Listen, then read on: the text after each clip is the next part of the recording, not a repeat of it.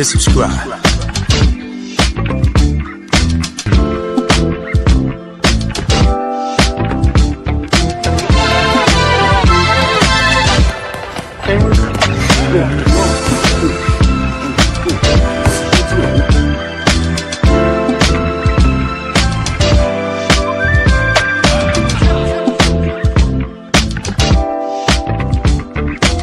Subscribe to my guy, Uncle D.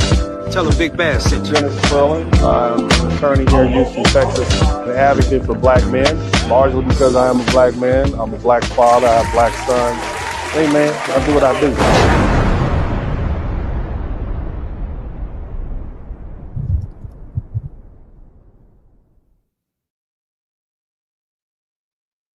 What's up? What's up? What's up? Welcome, everybody. Welcome to the broadcast. I'd like to thank everybody for being here with me today. My name is Dennis Spurling, and this is the Dennis Spurling broadcast. And I want to give a big acknowledgement to all the people joining me from all of my different channels. Big shout out to Jay Witt. I appeared on his broadcast today, and we had a great talk about Jesus. Hallelujah. Somebody typed Jesus in the chat room. We talked about the Lord. We talked about these kids. We might get us an arranged marriage. I'm gonna marry my son's off to his daughter. We'll see how that work out. You know what I'm saying? I don't know. I don't know if the Crimson Son is ready to get married, and that older boy, he just like doing math. But either way, I'd like to acknowledge everybody, man. This is just cool being in here with you guys. As I always say at this time, man, it's just a privilege and an honor to have you all come in and day out just to talk with me, or really just allow me to speak to you, because, you know, not everybody has this opportunity. And so what I try to do is I try to be mindful of that, okay? Mindful, demure, okay? More importantly, I try to speak the truth. I try to protect your ears by only giving you the truth and as accurate as I can without any biasness. Now, of course, there's gonna be some bias because I'm not perfect. But I do give you a perspective, and that's what keeps me going. And I appreciate your feedback. I pretty much read all the comments, so and then I take it in consideration. Now today, I want to talk to you all about something that's been a hot topic, and that is well, let me say, ever since Haitians under TPS were put on notice that the temporary protected status has ended, some of them have directed their anger towards Black Americans. And TPS, a temporary protected status, is a humanitarian immigration designation that allows certain foreign nationals to live and work in the United States temporarily. Okay, and when their home country is considered too dangerous or unstable for return, they're allowed here to stay here. How long? Temporarily. It's not citizenship. Not permanent residency. It's not temporary. It's temporary protection. But keep in mind, there's been a concerted effort by many Haitians in America to separate themselves from foundational Black Americans. And the entire time they've been here. And they've made it a point to distinguish themselves from Black America, largely because the perception is that they're treated differently, meaning better than foundational Black Americans. And here's the problem. In response to the termination of TPS, some Haitians have directed their anger towards foundational Black Americans and have begun lashing out at us. But it was the current administration of Donald Trump, the 47th president, okay, here in his second presidential election, that moved to revoke or terminate these TPS protections. Then the Supreme Court cleared the way for the termination to go forward. So the question you should ask yourself is simple. Why lash out at foundational Black Americans? What do we have to do with this? And the truth is, it's not really about foundational Black Americans. The truth is they're lashing out at America. But see, they're too afraid to lash out at white America because they fear what will happen to them. So instead, they just, like many other immigrant groups have done, they take the anger toward America and aim it at Black Americans. So they say things like dirty Black Americans. They'll say you're all on welfare. They'll say you're lazy and so on. But the truth is, when they say that, they're really talking about all Americans. They're calling all Americans lazy. They're telling all Americans that we don't know what to do with our citizenship and we don't appreciate what we have and that we just need to work harder. Somebody type work harder in the chat room, okay? And you can hear it in the language. You can hear it in the contempt. You can hear it in the resentment. But again, they're too afraid to say that directly to white America, so they focus their hostility on foundational Black Americans because they don't think that we'll do anything about it. And that's the part that needs to be understood. This isn't just immigration frustration. This is displacement. This is people being angry at the United States government, angry at the Supreme Court, angry at Trump, and angry at the loss of legal protection they depended on, but then turning around and directing that anger at the one group of Americans they think they can safely disrespect, and that's foundational Black Americans. Somebody type temporary in the chat room. You see? Now, see, here's the thing. I want to dig a little deeper. The problem is that, I guess the problem that immigrants have in general, they really don't understand Black America and white America. Because, see, both white Americans and Black Americans, and when I say Black Americans, I'm referring to foundational Black Americans, understand something that many immigrants either don't understand or don't want to admit or haven't fully assimilated into. America is and always will be a Black and white country at its deepest historical, political, and cultural foundation. Somebody type Black and white. And that doesn't mean other groups don't live here. That doesn't mean other groups don't matter. But the core American story was built through foundational Black Americans, heritage white Americans, who endured slavery, Civil War, Reconstruction, Jim Crow, the Civil Rights era, labor disputes, land disputes, law, citizenship, war after war, politics, culture, and the Constitution. You can't explain America without explaining these two groups. So when you talk about foundational Black Americans with contempt, white Americans, especially the ones who have deep roots here, understand that you're also talking about America in general. You're talking about one of the foundational American populations, and that is Black Americans. You're talking about people whose ancestors built this country and fought in every war alongside the white people. You're talking about the people who've been paying taxes for generations, paid into the institutions, and helped define what citizenship even means here in America. And that anger is noted. And this is where some legal and illegal immigrants make a serious mistake. They think they can separate foundational Black Americans from America. They think they can insult foundational Black Americans while still claiming to love and respect America. They think they can call foundational Black Americans lazy, dirty, welfare dependent, name the names, criminal, ungrateful, undeserving, while pretending they're not attacking the country that produced us. But that isn't how America works. If you don't like Black Americans, you don't like Americans. If you despise Black Americans, you despise America. If you look at foundational Black Americans with contempt, then you're looking at one of the oldest, most entrenched, deeply rooted American populations with contempt. And that's especially important in this TPS conversation. TPS means what? Temporary protected status. It's a temporary immigration protection that allows certain foreign nationals to remain in the United States when their home country is considered too dangerous or unstable for return. We did them a favor. We could have left them there and they could have suffered through the rebuilding of the hurricane. But now we're saying, hey, you know what? It's time for y'all to go home and get out of our house. Now, while they were here, it can provide work authorization, protection from deportation for a limited period, but it is not citizenship. It isn't permanent residency. It doesn't make you an American.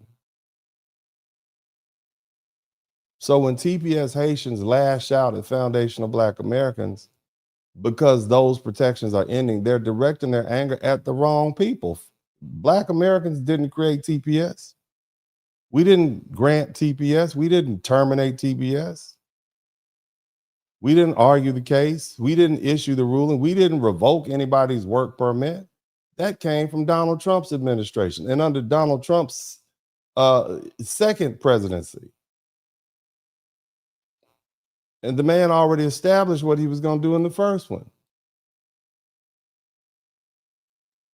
So the question we have to ask ourselves is, why are they lashing out at Black Americans? And the answer is that, again, they're angry at America, but they're afraid to aim that anger at white America because they don't want to have to deal with the consequences. So instead, what do? Like many other immigrant groups, they just blame the Black people because that's because we're the safest Americans they can disrespect. And this is where the anti-American sentiment shows itself. It doesn't always come out as I hate America. Sometimes it comes out as, oh, Black Americans are lazy. Sometimes it comes out as, oh, you don't know what to do with your citizenship.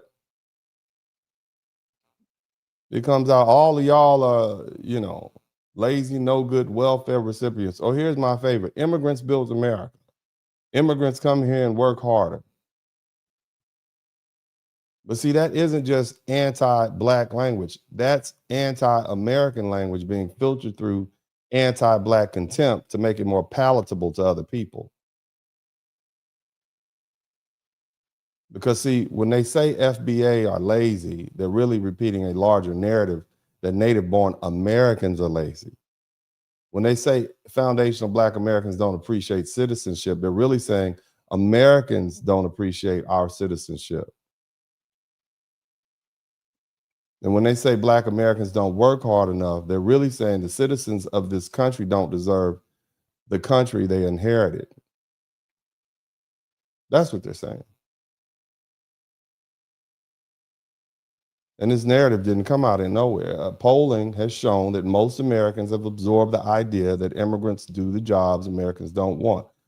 That belief may sound harmless, but underneath it is a very clear accusation. Americans are too lazy, too entitled, or too unwilling to do too hard work. Now, that came out of the liberal academics. And as I pointed out on many times in this broadcast, a lot of that is founded in anti-American rhetoric. So it makes sense. Nevertheless, when immigrants repeat that talking point against Black Americans, they're not just insulting Black Americans, they're repeating the broader critique of Americans. And that's why this matters. Okay. Now, I have some videos that I'd like to share with you all, and I'm going to do my very best. As you all see how well spoken I am today. See, I'm not slurring my words, not speaking Ebonics as I normally do, and I'm going to do my very best to speak nasally as I'm doing here. However, unfortunately for me, sometimes things make me upset. Somebody type Uncle D mad in the chat room. Sometimes when I see these videos, I have to scream at the screen, and I'm going to do my best not to do that, okay? Because I'm trying to be a kinder, gentler Uncle D. Somebody type kinder and gentler. But some stuff deserves to be screamed at, okay? And I'm going to try not to interrupt the videos. I do the best I can, but I have shortcomings, just like so many of us. So y'all pray for me as we begin to look at these videos, okay? Now, the first thing I want to introduce to you all is we'll just start. We have some angry Haitians in the chat room, and we have some angry Haitians on video, and I just want y'all to see and just be mindful. What did we do? We didn't. Where's the 92% at? The 92% will say we didn't even vote for these people. We didn't vote for Trump like that. We didn't do that. Why y'all mad at us? I want you to remember that. Okay, so let's take a look at. Let's start off with this fella. Let's start off with this fella. Y'all hating on real. You know what I'm saying? Y'all happy we getting deported, nigga. Y'all want us out the country. Y'all say it's y'all country. But then y'all turn around saying, oh, get out of our country. Then y'all turn around saying, oh, you see the Haitians, they get in political positions and they. Okay, sir. First of all, you're speaking Ebonics. Okay, let's start with that. And we are trying not to do that on this broadcast. However, since you've decided to speak Ebonics, number one, this is our country. Okay. Matter of fact, not only is it, we didn't just get this country by working hard, we got this country by war fighting. Okay, somebody type war fighting. We got this country by sacrifice. We got this country by through litigation. We got this country through exploration. It's not just as simple as work harder. On top of that, sir, okay, on top of that, you know what I'm saying? That's an American East Coast style use of slang, and you're not allowed to use that, okay? Because what's going to happen is people will confuse you with a Black American, which seems to be your game plan. And now that you are being distinguished, you have a problem with it, okay? But again, you were Haitian. You want to be Haitian now. I want all of you all to put your flags outside your house. Go ahead and put your flags out. I want you to put a Haitian flag on each and every one of your cars and do that, because remember, you all said we were lazy. You said that we didn't work hard enough. Remember, you all said that? You all said that about us. Yet now you're complaining that you're being distinguished from foundational Black Americans. You asked for this, okay? And again, and I'm gonna just say this: we don't have to accommodate you in our country. You don't get to come to somebody's house and expect them to accommodate you. When you come to someone else's country, you assemble into their way of doing things. We don't have to know anything about Haitian history. We don't have to know anything about Mexican history, Venezuelan history, Nigerian history, Ghanaian history. This is our country. Your job is to come over here, learn the language, learn the customs, and assimilate. But you know, this anger is this anger is why, you know, Black folks are still on the couch and we're resting while you all are being targeted. Okay, let's listen. They only look out for Haitians. How do we get in political position in this y'all country? What the y'all talking about? You faked Black American. That's how you got in a political position. Same thing with acting position. Same thing with everything else. You operated under the umbrella of safety that we provided. When you scream racism, or when you scream bigotry because you didn't get a job, that's our civil rights language. That's why. Respectfully, sir, I'm gonna let him continue. Is that everybody be talking about? Take my hat off for this. You and everybody be talking. You know what I'm saying? Y'all don't put in enough work. That's y'all problem. Don't get mad that somebody can't put the work in and lapped you. This to the FBAs. Work harder. You see what I'm saying? This you hear what I'm saying? They're telling us to work harder in our country. Okay. All right. But anyway, somebody type mad in the chat room. Don't be mad because we came in and we built and you was sitting on your mama, laying on your mama couch because you was on probation for a petty crime and you only made $400 for it. You spent it all on weed, boy. Who do you think started to pay respect? And I got love for my American who get into the bag, who know what it is. I don't really feel like you have love, sir. I don't really feel like you have love. It feels like there's a lot of insults being thrown around. It feels like there's a lot of animosity, respectfully. I'm just going to throw that out there. It seems to me there's a little bit too much anger. My question is, why don't you have all this smoke for those Dominicans that are your next door neighbors? Somebody type Dominicans in the chat room. Where are the Dominican police and the Dominican military in your anger? Because it's not foundational Black Americans rounding you up. At best, the ICE agents are going to be about 50% Latino and about 45% white, and then the rest other. So why don't you have all this smoke for the Dominicans? Those are your neighbors. I mean, that if you cannot go to your next door neighbor, okay, to borrow a cup of sugar, right? Why is it that you want to now go across town, cross the Atlantic Ocean, the Caribbean Sea? You come up here and you expect Black Americans. I don't know. It seems to me, humbly, respectfully. And then when I look around at the Caribbean, the Jamaicans just sent about 21 Haitians back home from Portland. The Bahamians don't want you there. Okay. You have issues with foundational Black Americans. Again, you have issues with Dominicans. So I don't know if all of these different African groups, people of African descent with a similar history, has a problem with your particular group. What does that say? I don't know. Maybe it's time to take a look in the mirror. Maybe it's something about your culture. Maybe it's something about the way you conduct yourself. Maybe it's something about your arrogance that makes all these people. Maybe it's something about what you bring when you enter into the homeland of people. Maybe that's it. Maybe that's it. Maybe that might be a reason why your country is the way it is. Because I get it. Okay, it's America's fault. It's France's fault. They made you pay a lot of money. But certainly there should be some room to assess what's going on personally, because 25% of Haiti is run by Haitian gangs. 25%. There's a lot of SA and grape going on. So I don't think that has anything to do. I think, there's a lot of introspection that needs to go on. Okay. Humbling. Okay. But bottom line, you all like how I'm speaking? This is how I speak in court. Don't you like that? See, I'm trying to be a kinder, gentler Uncle D. But let's let this gentleman with the twisty braids finish. But I gotta say it. It ain't no other way to say it. Well, sir, I mean, Well, shout out to the brother right here. I appreciate that. Again, so this is just anger. I just see a lot of anger going on here. Now, if you didn't hear him, he sounds like he's from Georgia. That does not sound like a Haitian accent to me. Nevertheless, let's continue moving forward. We'll see what else is, some more people have to say, because it's a lot to be said. Let's keep going. Keep going. Supported. Look, man, one thing about us Haitians, y'all can never say we hated on y'all. I'm saying y'all can say it, but y'all can't really prove it.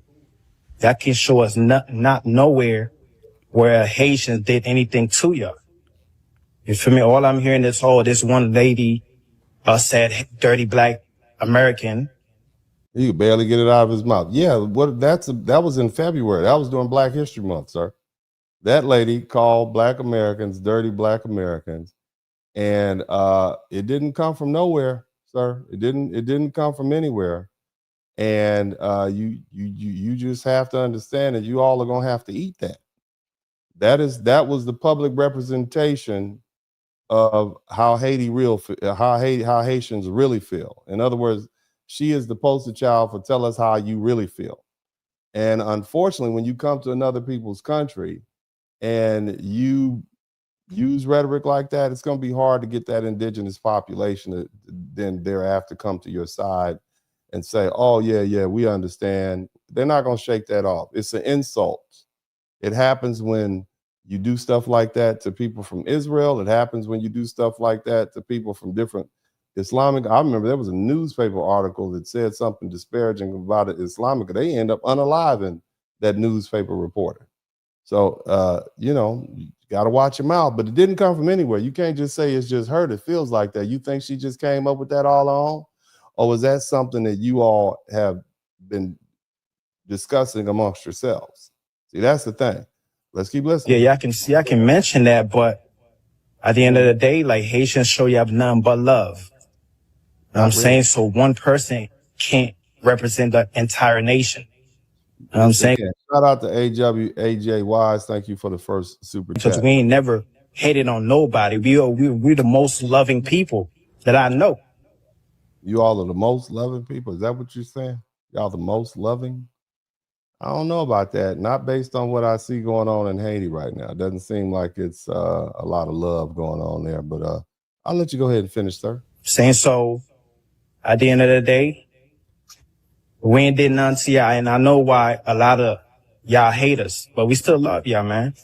I would like to know, why is it that he said first of all, Black Americans don't think about people from foreign countries, black people from foreign countries or not. We don't really care.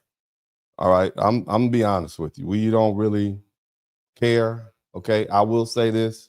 We think about Jamaicans because it's our understanding that they have the weed, and I don't smoke weed, but I know the weed smokers. They think about weed and reggae. They think about weed, reggae, and Bob Marley. Okay. And there's some ladies that like to go down there and hang out and get them some loose bamboo. Okay. You can interpret that if you want to, but there's some ladies that go down there for the river ride and they get the bamboo. But as soon as they hop on that jet headed back to LaGuardia, they forgetting all about that. They got to get back to their job. But the bottom line is, we don't think about foreign blacks. We don't think about black Brits. We don't think about Haitians. We don't think about none of that. We don't care. We know about some Nigerians. Like I say, I got love for Nigerian doctors. I love me a good Nigerian doctor. They know everything. They like the Chat GPT of medicine. So shout out to them. But other than that, and that just came on the view card, if you will. Okay, but Black Americans you are not in our universe. You are not at all. You just some island people. If you ask most Black Americans to point out Haiti on the map, they would be looking in Africa somewhere. They have no idea where you are. They don't care what you're doing down there. You're a big deal to you and in your own mind. I'm just going to throw that out there, okay? Because we don't distinguish between black. So in other words, if you're black in the United States. It's you all that have delineated first. And now you see Black Americans delineated, and this is the after effect. But I want to know, what is the reason that we're hating based on his logic? Ladies, gentlemen, why are we hating on Haitians? Let's hear his well thought out answer. I'm saying, but I know it's because the girls love us. So y'all gotta hate. It's all good. Okay. All Yeah, right, being ladies, happy that Haitians get. the Haitian gentleman says is because you Black American women, y'all love them. That's what it is. Thank you so much for clarifying that. Ladies, that's why he said, that's why we hate on them, is because they're so handsome and you know, they're afraid that we're afraid that they're gonna take all our women. Okay, ladies, that's what they said. That's what they said. Whitney said, no, they absolutely not. That's what he said. You heard what he said.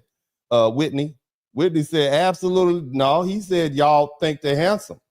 Okay, that's what he said. He said, y'all be have y'all in the room saying "sap I say" at 2:30 in the morning after you get home from the club. That's what he said. Don't lie now. That's what he said. He said it. Kalisha said, no, don't deny it. He said it's because y'all think that they're handsome, and that's why we hating on them. That's what he said. So I'm gonna let that I'm gonna let that marinate for a little while. But that somebody type arrogance in the chat room. Somebody type arrogance in the chat room. Let's keep listening to the videos. I want to hear what else.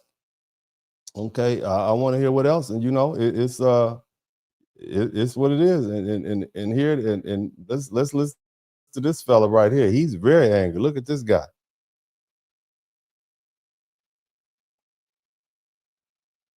Haitian. You know what I'm saying? You need fucking move your shit, ambassador in Haiti. You know what I'm saying? I don't know what you're saying, sir. I don't know. I barely understand what you're saying. I think I like the other guy with the Alabama accent first. You're saying a lot, and I know it's passionate, but I don't understand what you're saying. Hello, President Trump. I'm Haitian. You know what I'm saying? You need fucking move your shit, ambassador in Haiti. You know what I'm saying? No, I don't. Haitian, I don't play. I don't have problem. Whatever Haitian want to go Haiti, you need move your shit, ambassador in Haiti. Fuck you, bitch. Where do you want to move? Hello, Is he in President your Trump. I'm Haitian. Is You know he what in I'm your saying? parking space or something? What would you like him to move? You talk to the president like that, sir? They come to get you. They're gonna call ICE on you immediately. But yeah, it's passion. Somebody type passion in the chat room. He's very angry. He's very angry. I mean, but sir, it's temporary. It was all temporary, sir. It was not permanent. Okay, it wasn't permanent. See, and I mean, respectfully, sir. What would you want us to do? What is it that you want us to do about it? I mean, I see y'all on the internet, you're angry, you're mad, and just mad and angry and hostile, and just we didn't do anything. We didn't do nothing to Black Americans. Didn't do anything to you. We didn't do nothing to you. What did we do? Okay, but let's keep listening to look at some more anger and arrogance. Anger and arrogance. I'm sorry. Whatever. You Americans, just your non-cultured ass. I don't even say nothing. Go eat. Dirty Black American? Wait, what? Huh? I did. A dirty Black American. I sure did. Because that's what y'all are. My Black. I don't like this. Like, why are you telling me I have to do this because I'm Black? When it's been already pointed out that I'm Haitian, why do I now have to submit to this idea of being Black? That makes absolutely no sense to me. And that's what you don't get. A lot of people are... Black Americans came here on a slave boat for slavery in America. You know, when you Black back on that slave boat to Africa and go look for which country in Africa you came from. Growing up, being raised to be very proud of being Haitian American, there was also for me, as there were for many other Caribbean people or just any other, I would say, immigrant individuals from immigrant populations, this again, what I talked about, the racial distancing, don't be like the Black Americans. That was very common that you would hear that. And it's not surprising for me to hear other people talk about when they were growing up, this idea. I tell people there's a difference between being Black and Haitian. Being Haitian is double Black to me. Double Black? Yes. It's more than Black to me. Okay, what is that? Because, let's just say, Black American, to me, not that they aren't Black enough, but they don't know their culture so much that they are in a whole pile by themselves. Oh, that's not true, man. Like, to me, okay, culture-wise, meaning like someone don't Black American, I'm not talking about African American. Do y'all see me imitating the girl? And y'all see that? Y'all not saying them. Anyway, well, go ahead. This is all Haitians. This is what you said. It's not just one girl. Y'all said a lot. Somebody said a lot in the chat room. I don't Black American. Where you from? Dinky what Abduli from. But what do you mean Black American, African American? Black American people that were born Tennessee, Black American that were born in the United States. Their parents too. Can't even speak in the United States. In the United States. That's why I ain't gonna lie. Like, I hate when people be like, "Oh, you're lucky," and stuff like that. Oh, I hate when people gripe and be like, "Oh," like, especially like, I feel like Americans, because I mean we in America, so Americans who have lines and lines and lines and lines of family here and they complaining, I'd be like, bro, I don't want to hear nothing you gotta say. Right, bro. I ain't never met my. Y'all sat there and kept fucking up. Each generation, y'all just keep fucking up. Yeah. And don't. So this is what they really think about us. You see what I mean? I'm saying, and so it's not just one person. You can say, oh no, it's just one person that called y'all dirty Black America. One is enough. Okay. But again, don't figure out, okay, maybe I'm fucking up. Look, what's the right way to do this shit? Exactly. And then want to point the finger at the white man, like, oh, the white man did it. No, fuck that. Figure out. Identify yourself as a color. It was always as a nationality. This is where we come from. This is who we are. I was always a Haitian. And they gonna send you back to Haiti, sir. I'm glad you announced I'm always a Haitian. In other words, I've never tried to say I'm Black. I've never tried to assimilate and be Black American. No. I'm Haitian. Okay, hold that. Somebody type TPS in the chat room. I was never a Black.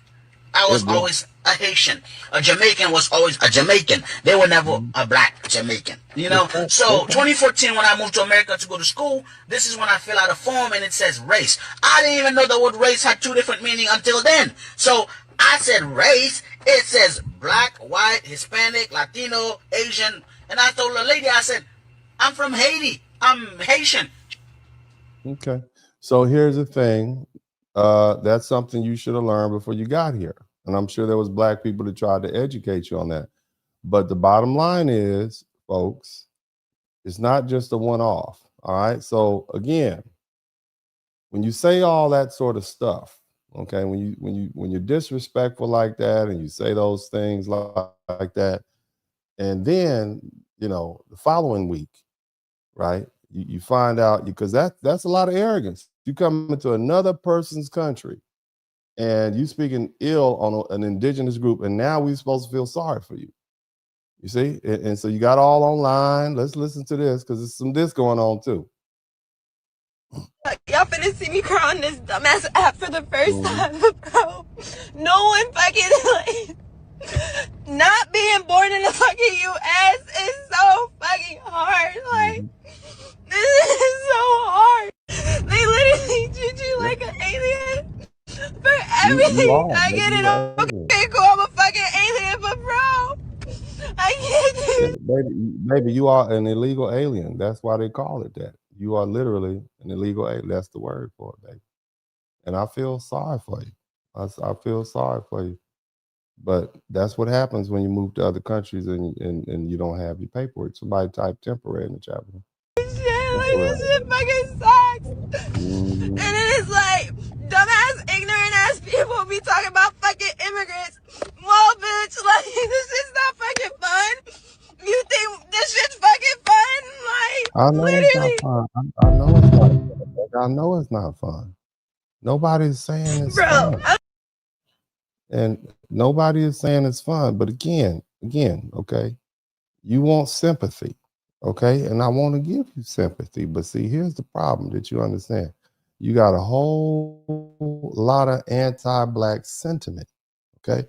Because see, let me give you a little taste of this before. Okay, I want you to remember this part. Okay, this is the part. I'm sorry. Whatever. You Americans, just your non-cultured ass. I don't even say nothing. Go eat. Dirty black American? Wait, what? Huh? She just said that? I did. A dirty black American. I sure did. Because that's what dirty black. That's what you said. That's what your people said. You got to hold that. Okay, so then when you get on the internet and you know you hooping and hollering and crying and whatnot, you got to understand something. Listen now. Listen. This dumbass app for the first time, bro. No one fucking like. Not being born in the fucking U.S. is so fucking hard. Like, and we feel sorry for you, but then we see this. See, we see this. I don't like this. Like, why are you telling me I have to do this because I'm black when it's been already pointed out that I'm Haitian? Why do I now have to submit to this idea of being black? That makes absolutely no sense to me. And that's what you. Somebody type I'm Haitian in the chat room. So the question is, you know, what are we supposed to do with that now? I know you're not crying to everybody. Okay, I know you're not crying to white people. Okay, because again, this is a black and white country, and black people, the foundation of Black Americans, have said, "Nah, we good. Y'all deal with it." And so the white people, you don't think they know the difference between Haitians and foundation of Black America? Let me help you understand something. Let me show you something that you just need to understand. Okay. You don't get with other visible minorities because they are foundational people. They've been here for so long. If they're not American, then what are they? Andrew Anglin has articles about this from the Daily Storm, a white supremacist. He says, if they aren't American, then what are they? Where can we deport them to? Right. So he talks about ethno-states and breaking up in America, but he doesn't hold that same level of, I guess, even compassion or proximity to Indians or Arabs or Chinese people because they. Now, again, remember when I told you all earlier that this is a black and white country? And when I say black and white, I mean foundational Black American or heritage white American. And that's white folks that can trace their heritage back for generations. They know the difference and we know the difference. Okay. Now, we as Black Americans say, hey, yeah, come on in, let's be black together. And you all have repeatedly said, oh, no, we're not black like you. And that was a mistake. And so once the white folks said, well, you know, the Black Americans don't deal with these people like that. They said, well, let's get rid of them. They don't even have the stamp of approval of Black Americans. So what you've learned is, you know, that thing that they said Black Americans have no power. You don't think all this land we own and all these lawyers we have and all these law schools and all this heritage and politicians and all our military, I think the military is 13% Black. You don't think that we have power and influence?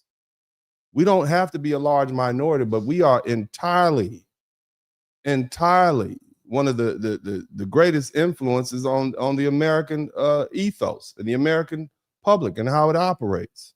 And so you made a mistake. You made a mistake by undervaluing and playing as if you didn't understand who has the major influence in this country. But I'm gonna let this gentleman finish speaking. They aren't foundational. They're not part of the nation.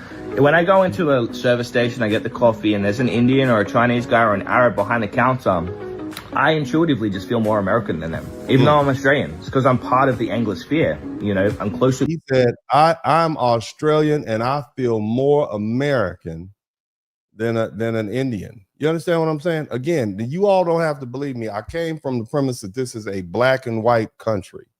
And what they're telling you is that if you are a white person, this is part of the Anglosphere. He means Britain, Ireland, Scotland. He's talking about Poland, Australia, Germany. This is what he's saying. He said, but with black Americans, no, they got me beat because they were foundational in this country. Now, I know you all don't like when I say stuff like that. It sounded controversial. What does he mean this is a black American country? What about the Latinos? What about the Native Americans? You're right.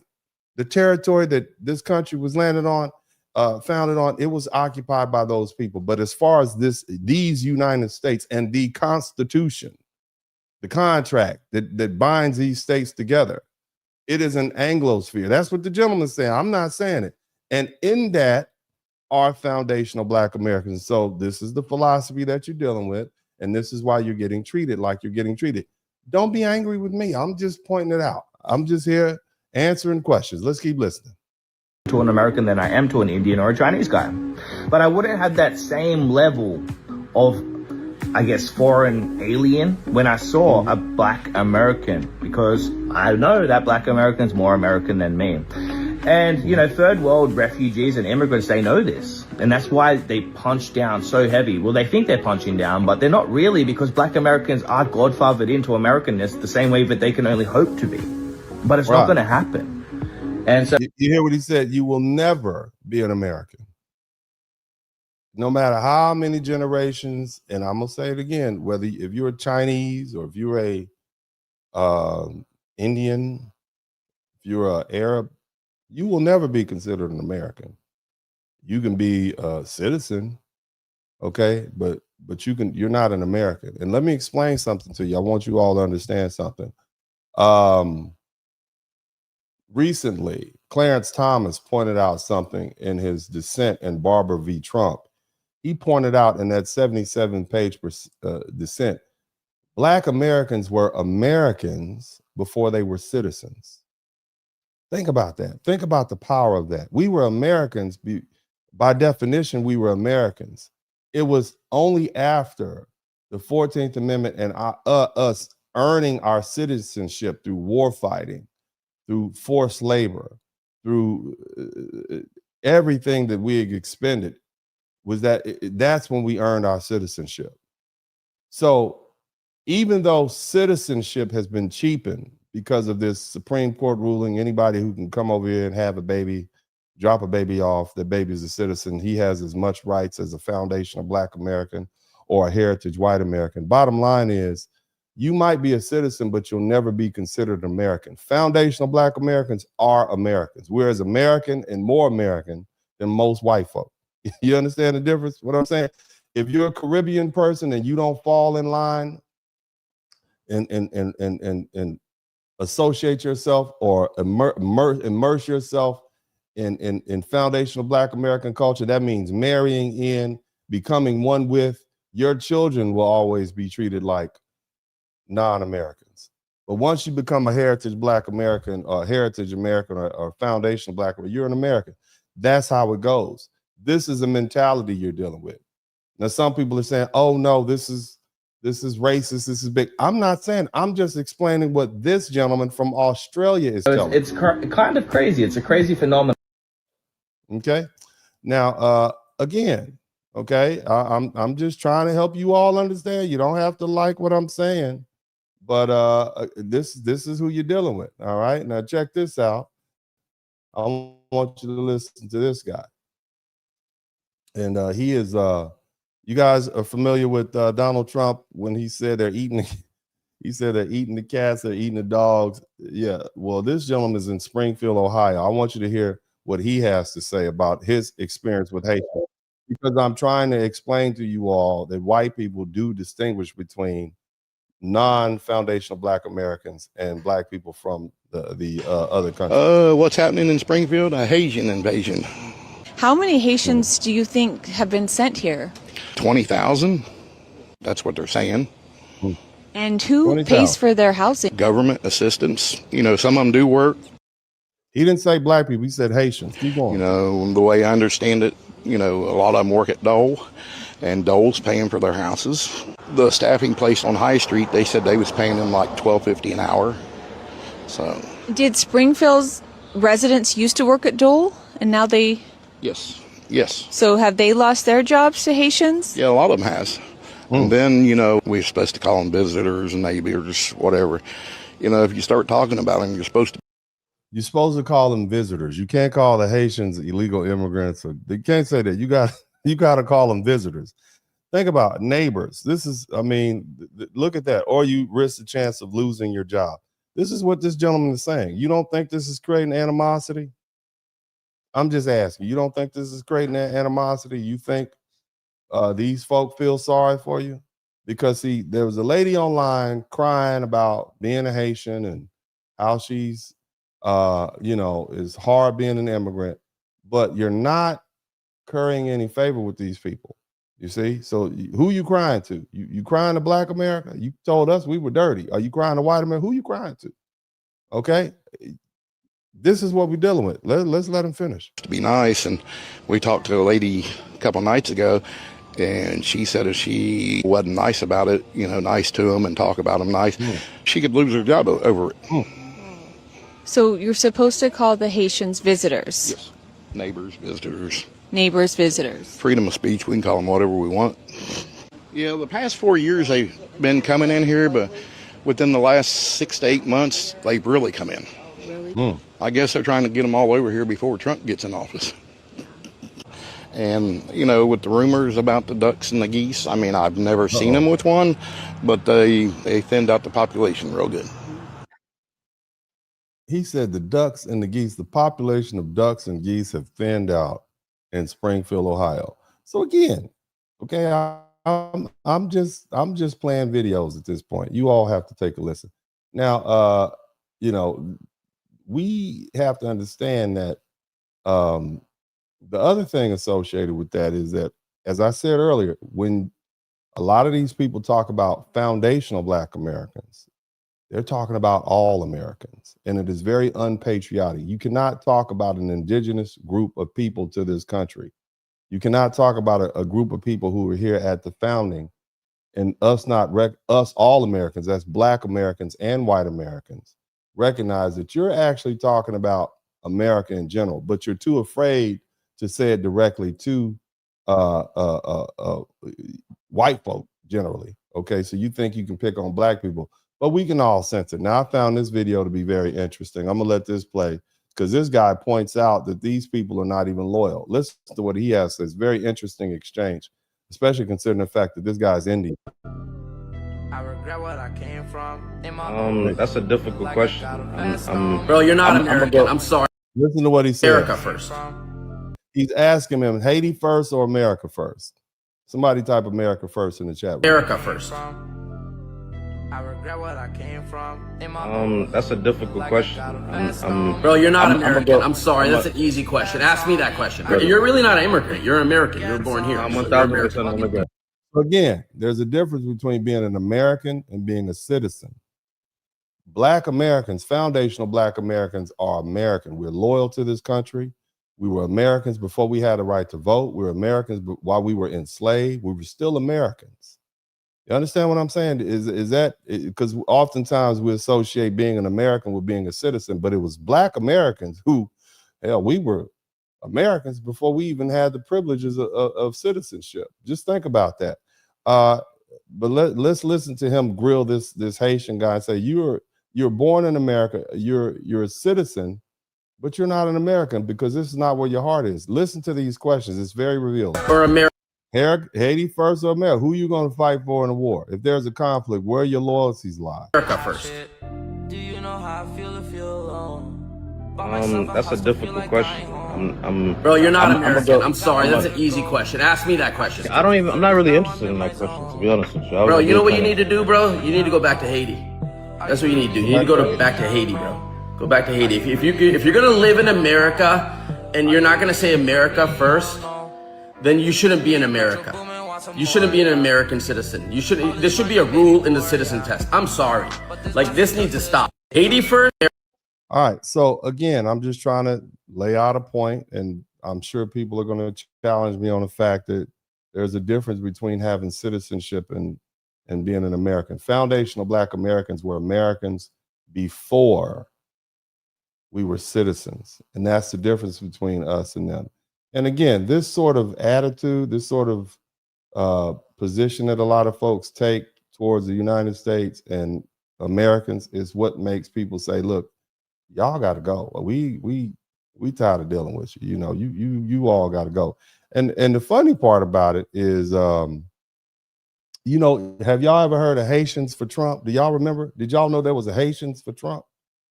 I want you to think about that. Let me remind you of something that you didn't know about. Listen to this.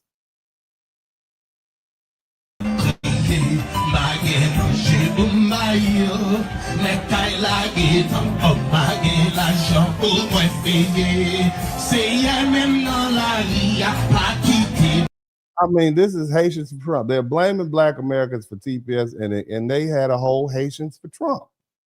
Somebody type Haitians for Trump in the chat room.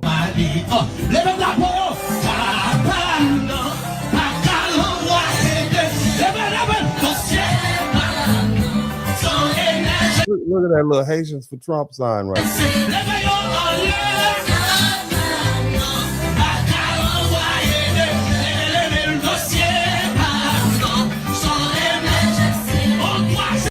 I mean, they literally voting to have themselves put out. What did you think was going to happen? What, again, did you all think that Donald Trump wouldn't deport you? Because the only group of Black folks in America that we know won't be deported are foundational Black Americans. Okay, and I know you all think we're all the same, but it's different. We're foundational to this country, and I love that name. Shout out to Tariq Nasheed. The brother is brilliant and creative. He came up with that term, foundational Black American, and it hits perfect. It is the perfect legal term to distinguish us from these other groups of people that come in, especially when it comes down to delineation and separation. But Haitians for Trump. Come on, type Haitians for Trump in the chat.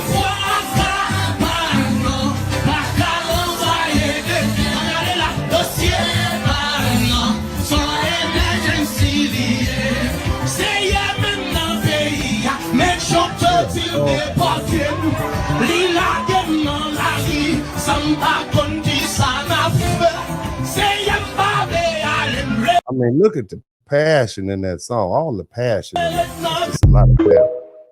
Haitians for Trump. I'm gonna keep that around.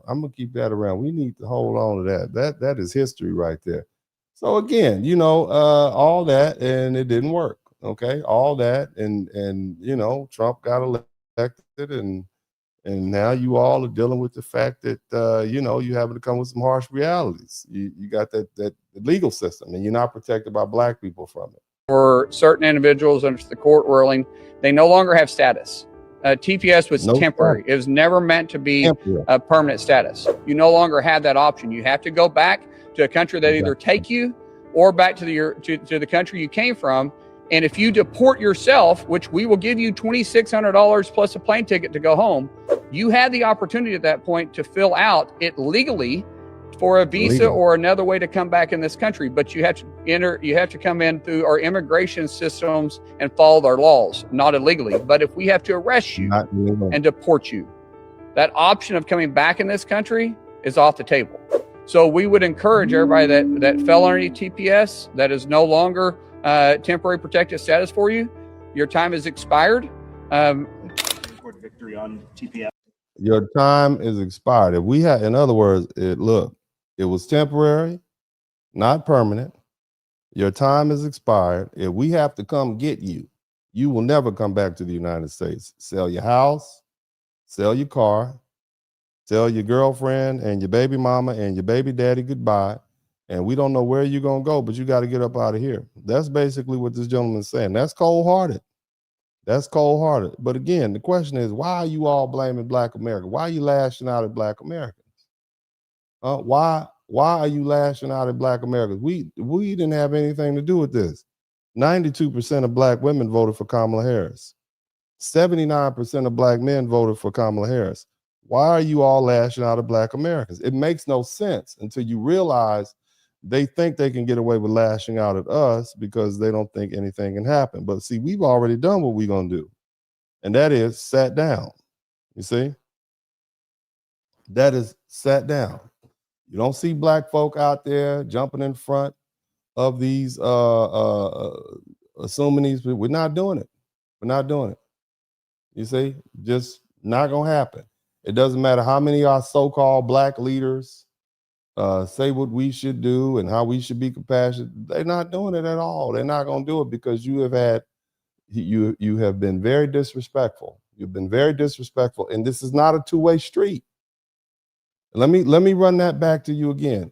Black Americans don't owe you anything.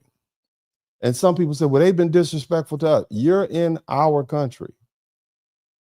When we come to Jamaica or Uganda or Nigeria or Haiti or any one of those other Black countries, you telling us that they have to give us respect? They don't owe us anything. You come there, you stay in a hotel, you spend your money, you keep your hands inside the vehicle at all times, you get on a plane and go home. When you come to the United States as a foreign Black people don't owe you any deference. You shouldn't have come to the country if you didn't want to deal with the people here. That's what folk don't understand. It's like somebody comes to your house and you got to pay them all kind of deference and respect. No, you can get out, especially if you're temporary. That's how the real world is. I bet you won't go to Saudi Arabia and tell them that, well, you need to respect my religion because this is my religion and I'm a Third-day Adventist Baptist Southern Christian Methodist Muslim from from Mars. You see what I'm saying? You don't have to do that. Let's keep listening. Let's keep listening. Yes. Are you going to be going after Haitians living in the country, Syrians living in the country? What's the path forward? Well, I hate when it's phrased going after individuals. The fact is, TPS for certain individuals under the court ruling, they no longer have status. TPS was temporary. It was never meant to be a permanent status. You had an opportunity while you were here to possibly try to change your status. Now that the court ruling has went out, you no longer have that option. You have to go back to a country that either take you or back to the country you came from. And if you deport yourself, which we will give you $2,600 plus a plane ticket to go home, you have the opportunity at that point to fill out it legally for a visa or another way to come back in this country. But you have to come in through our immigration systems and follow our laws, not illegally. But if we have to arrest you and deport you, that option of coming back in this country is off the table. If we have to arrest you and deport, you see that? Okay. Haitian, you see that white man up there? That's who's him and Trump. Black folk didn't have nothing to do. We barbecue and enjoying Juneteenth and 4th of July. We ain't got nothing to do with that, man. Why are you angry? Why are y'all online lashing out at us? That's what I want to understand. Most foundational Black Americans want to understand why is this our problem? What do we do? What did we do? Even the white folks are looking like, why are they mad at the Black Americans? What are they wrong? They don't even understand. But again, it's just a cheap shot. They feel like this is a place in which they can vent their frustration. They need to be mad at somebody. Be mad at yourselves. Be mad at the fact that you don't have infrastructure in your country. Be mad at the fact that the leaders that you've had have squandered your wealth and squandered your money. Be mad at the fact that you have gangs roving the hillside, who are unalike. That's from your culture. That is that superior culture that you all have, that you say is better than Black American culture. The food, the culture that you all brag on having, your own language, your own country. Now you have an opportunity to go back to. And that goes for all of the immigrants who've been disrespectful to Black Americans. All of you all. You understand what I'm saying? And this is the position that Black Americans have taken. We're tired of you all dumping on us. I'm just pointing out what the brothers and sisters are saying here. Okay, again, we are foundational to this country, and everybody knows it. Even Trump from the presidential pulpit to say, hey, the foundation, the Black Americans and their contribution has been invaluable to the United States. We wouldn't be who we are. We are who we are. We know who we are, and we are who you think we are. But let's keep listening. Let's keep on listening. So we would encourage everybody that fell under TPS, that is no longer temporary protected status for you. Your time has expired. Your time is expired. Go to our website, sign up for self-deportation. We'll help you get to the country that you came from, or get you to the country that are willing to. We're going to get you there. You're going to get out of here. Fill out the paperwork, and maybe you can come back and participate in the American dream. Nah, they're not coming back. Don't lie to them, sir. They're not. Once you're gone, you're gone. You're not. The house you paid for, the car, all the stuff you put in storage, your clothes, all that is gone. That is going to be, your homes are going to be sold. They're going to be put on the market. Your baby mama's going to move on. Okay. Your baby daddy's going to get a new baby mama. It's out. You out of here. You are out of here. Temporary. That's what temporary means, family. That's what. And I'm not being funny. Okay. Raphael Hoyt, I'm not being funny. I'm trying not to be funny, Dr. Sharon. I'm not being funny. This is a very serious matter. There are people who are hurting. Okay. And I am kinder and gentler. Okay. I am kinder and I will not, okay, be funny here. Okay. However, okay, it's a lot to talk about. And sometimes it needs to be said. Now, you know who else is not funny, along with me being not funny? Let me show you who's not funny, because she said it she said it with her chest.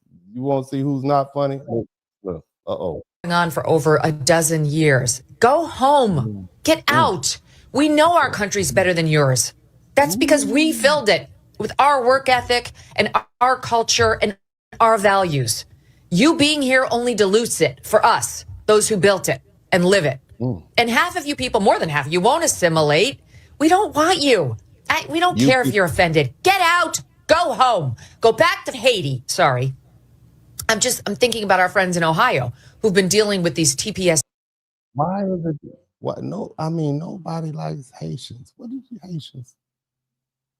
the Haitians do? Nobody. I don't understand that. What y'all be doing? I don't live around a lot of Haitians. I met a couple of Haitians online, okay, but I don't understand what did y'all do to make everybody mad at y'all. Aren't y'all like? I mean, I don't know. I'm gonna let it. I don't want to say nothing to hurt nobody's feelings because I'm kinder and gentler. Let's keep Haitians for years now, who are drunk driving all over their towns and killing people. This is the whole cats and dogs thing. Like they don't want to live like Americans live. And this was supposed to be it was supposed to be temporary help. And it's turned into another backdoor way of allowing someone permanent residency here. And they take advantage of all of our public services and our systems, and they're not respectful in many cases of their neighbors. It's like, it had to end. We're sick of all these illegals taking over our country. Get out. Go home. We don't want you. Sorry, but we don't. Like, and you know what? Poll virtually any Black American or Hispanic American, and they agree with me. It's not about race. She said black people. She said they have polled the black people. The black people said, yeah, we don't fool with them either.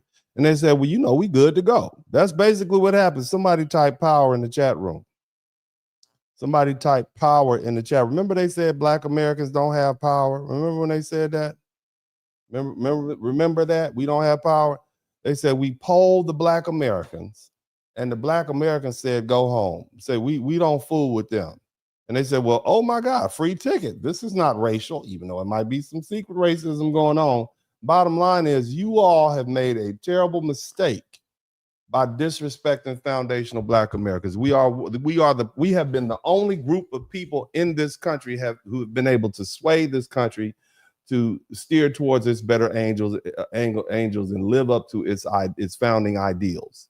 And the idea that you would disrespect us and say we have no power and we are dirty black Americans. Because see, you're not just talking about the people you don't like. You're talking about me too. You're talking about my family. You're talking about my children. You're talking about my lineage. You're calling all of us. You're talking about our history. You're talking about our future. This is what you say about us.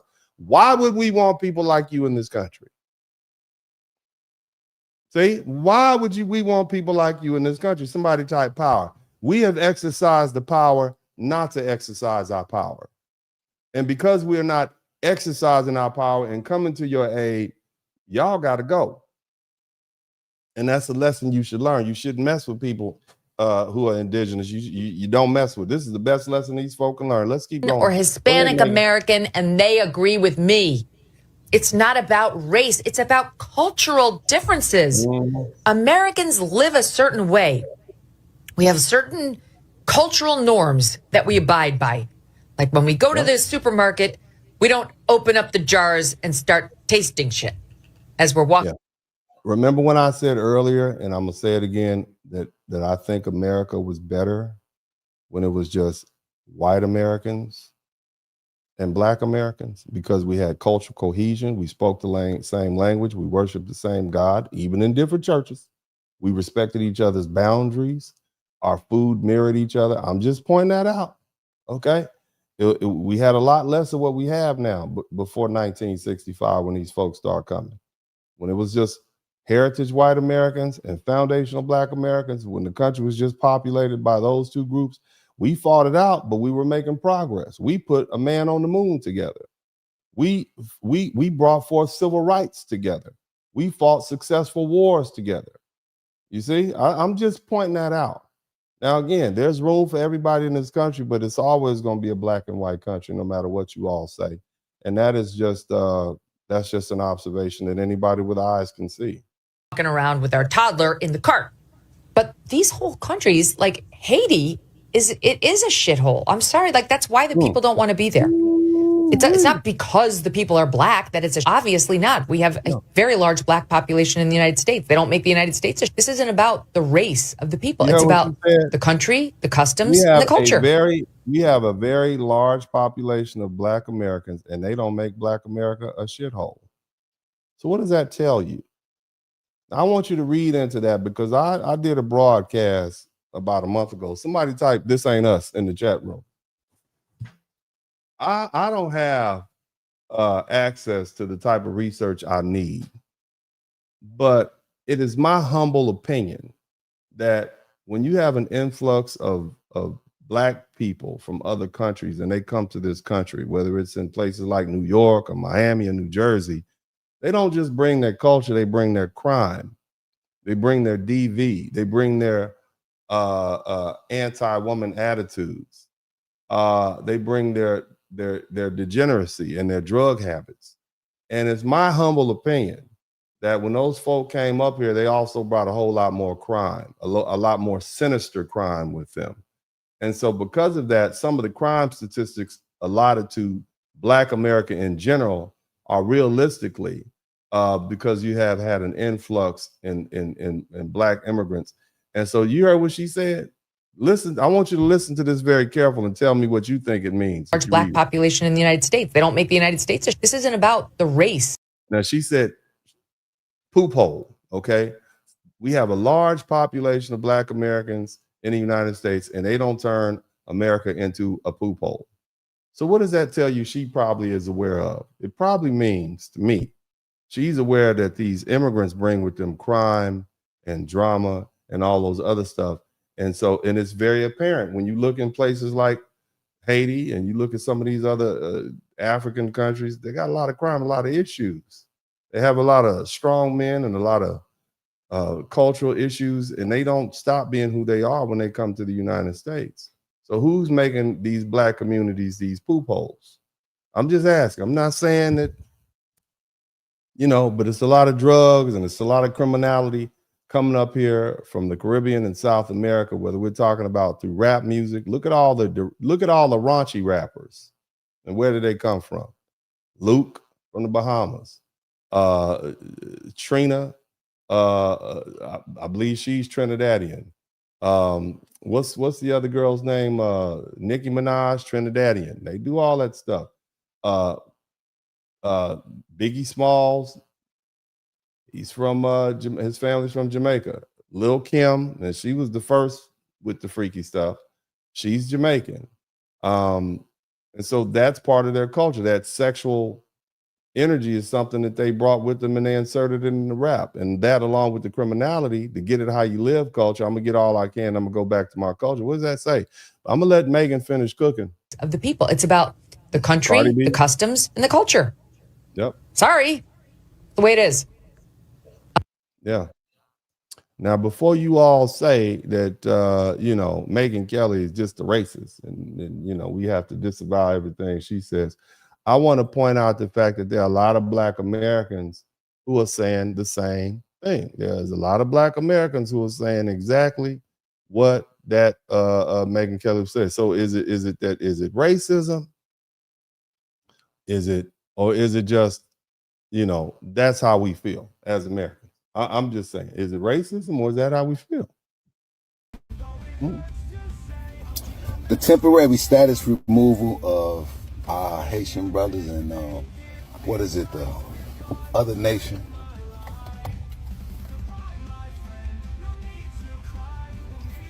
Temporary status. Temporary protective status.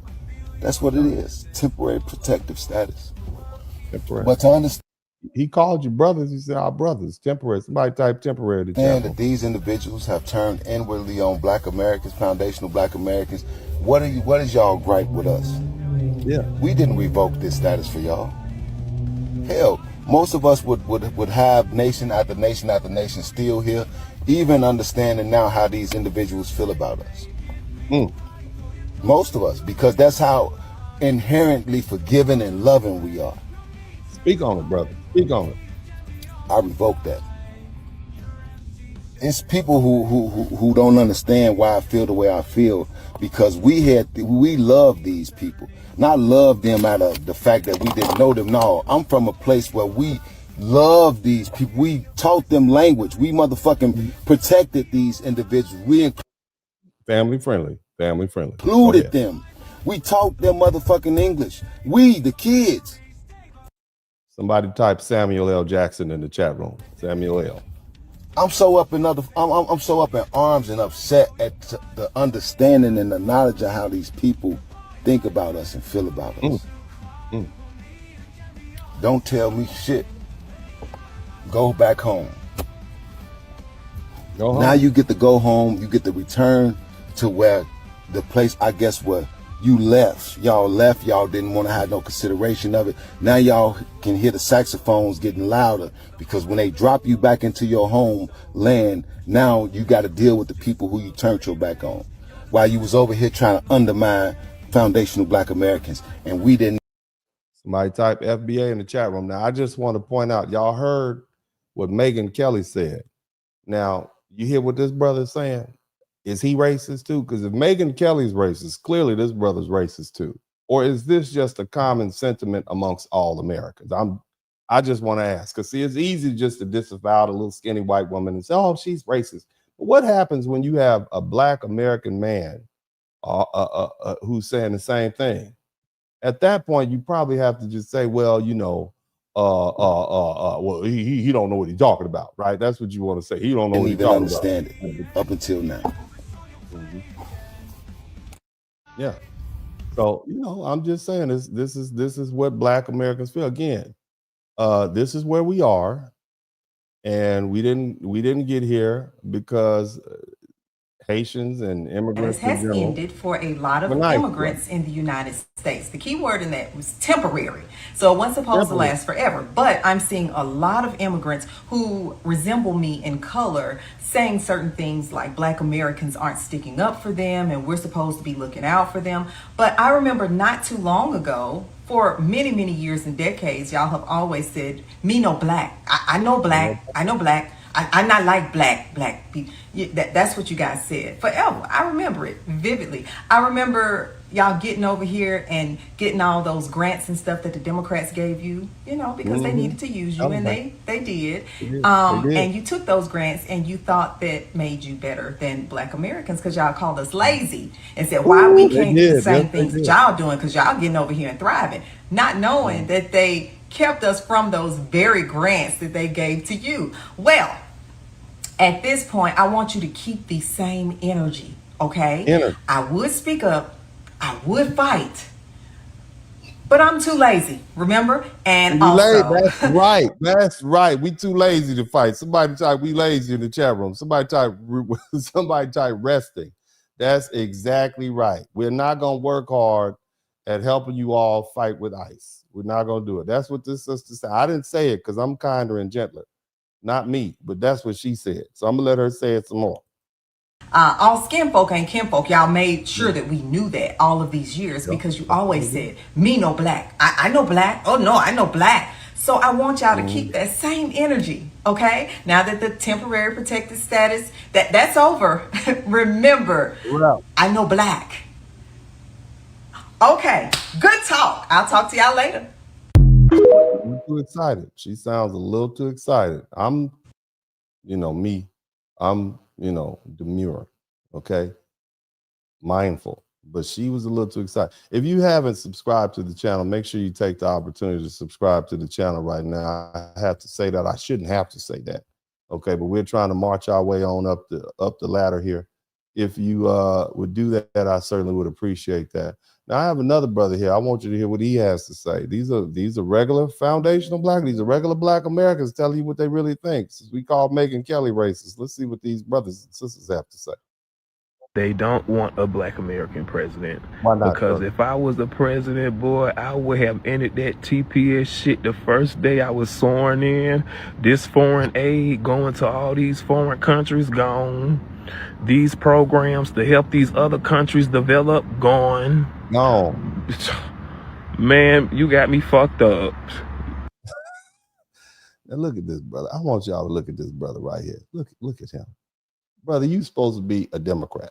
Okay, you don't look like a Republican, but I just want y'all to understand, just when they say black Americans are not conservative, this brother right here, he looked like he just come out the fields. It looked like you got a 200-pound sack of cotton right on your hip, and you walking in, you just took your straw hat off. Bro, somebody said barbershop. Barbershop, bro, he is right there with Trump. This dude right here, he is right-wing Republican right there. You would never know. But let's keep living. Let's keep listening to the side to what this brother has to say. Shout out to Lobito and Queen Lioness Judah. Keep going.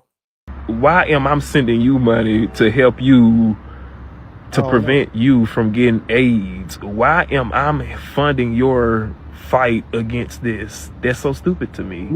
If you look at the amount of foreign aid that go to foreign countries, trust me, with me in charge and gone, goodbye. Yeah, we can't put sorry. So that's ruthless. Okay, you're not supposed to say stuff like that because you're black. Okay, you're supposed to be like pro rainbow, pro help everybody else. Even if American infrastructure is falling apart, even if we need better schools in our community, even if our major American cities are overrun with crime and drugs, and we're still supposed to be more compassionate. Why did somebody call his brother Booker T. Deshaun?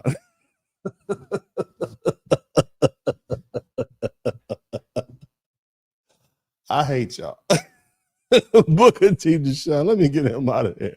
You made me lose my train of thought, man. Yeah, man.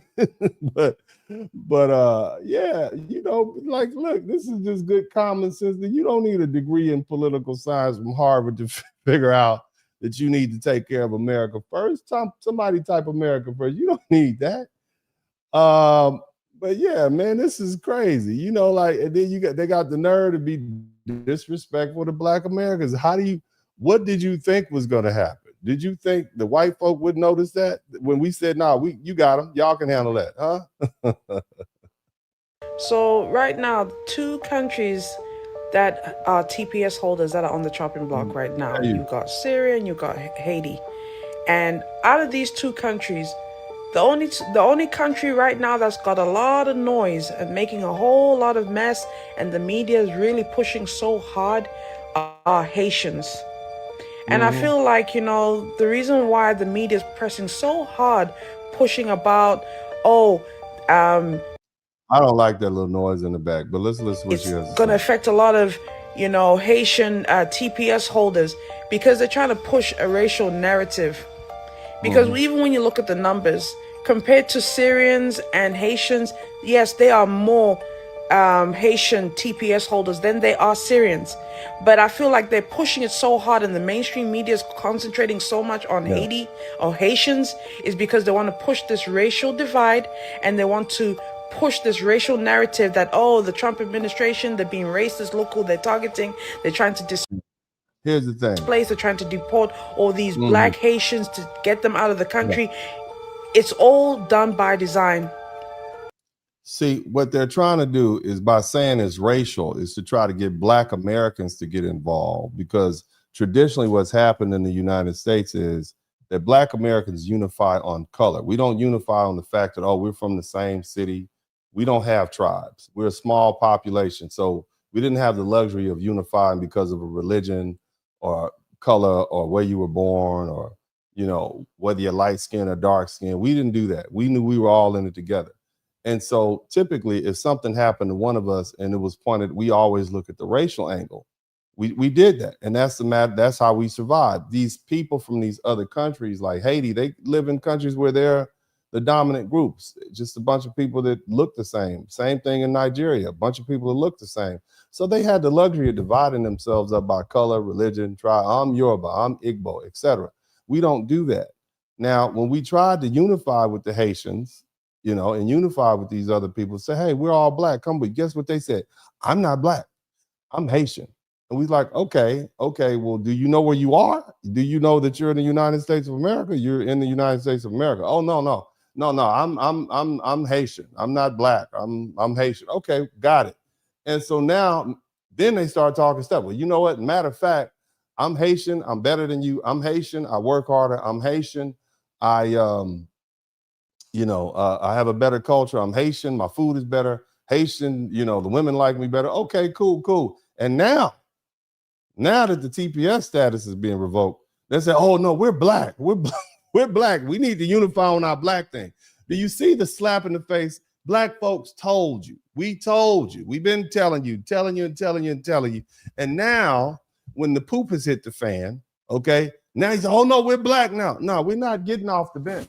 Black American, and then on top of that, black Americans are the only ones in America to get to tell when there's anti-black racism going on. You didn't realize that?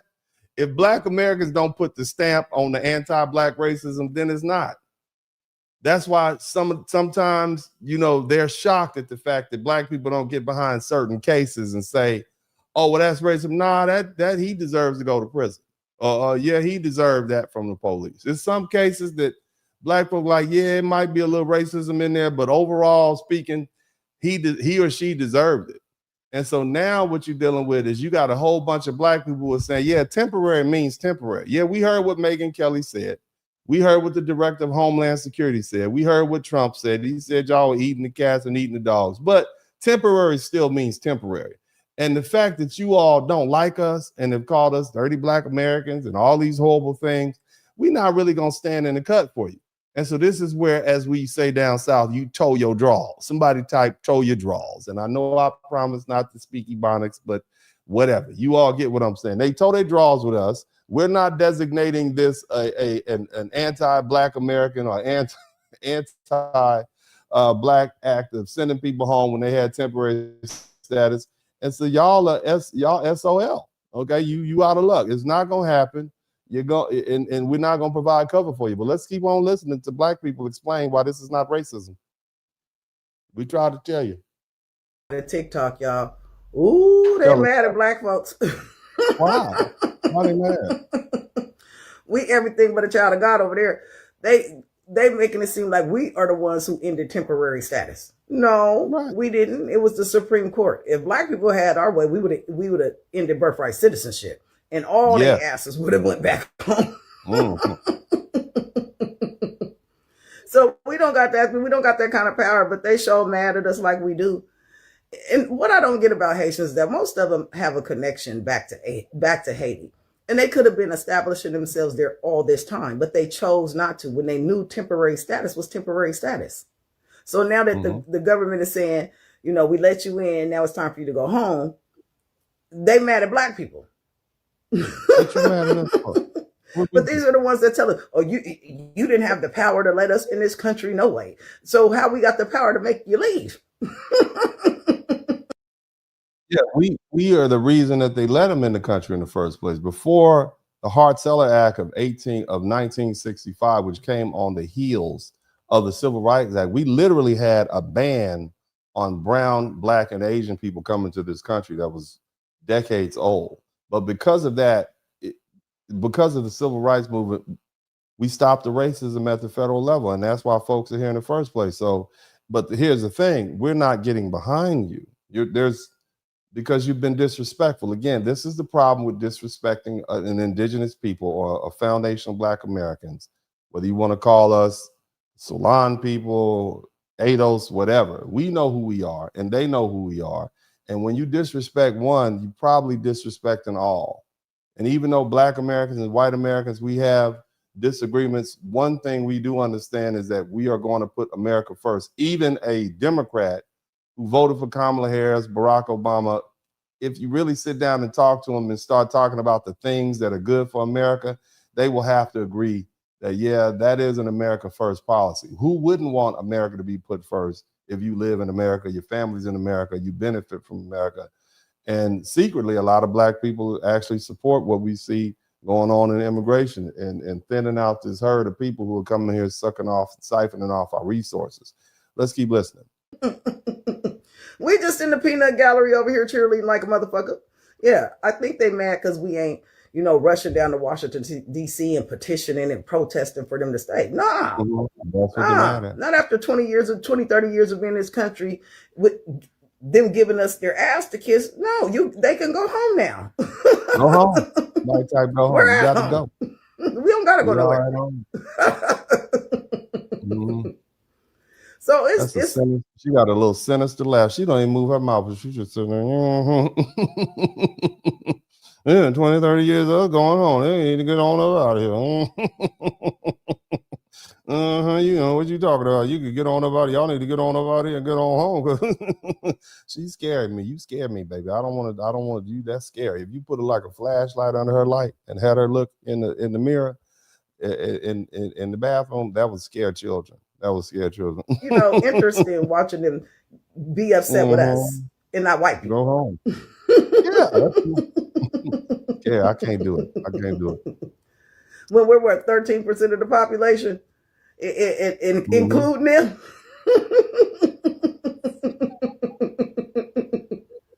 White people's the ones who's ready for it to go more than we is. The only thing keeping these Black immigrants here was Black people still provided the cover for them. But the minute y'all made us upset, you got to understand this is where we are. And I know it's hard to understand because you all thought, oh, those lowly Black people don't have anything to do with anything.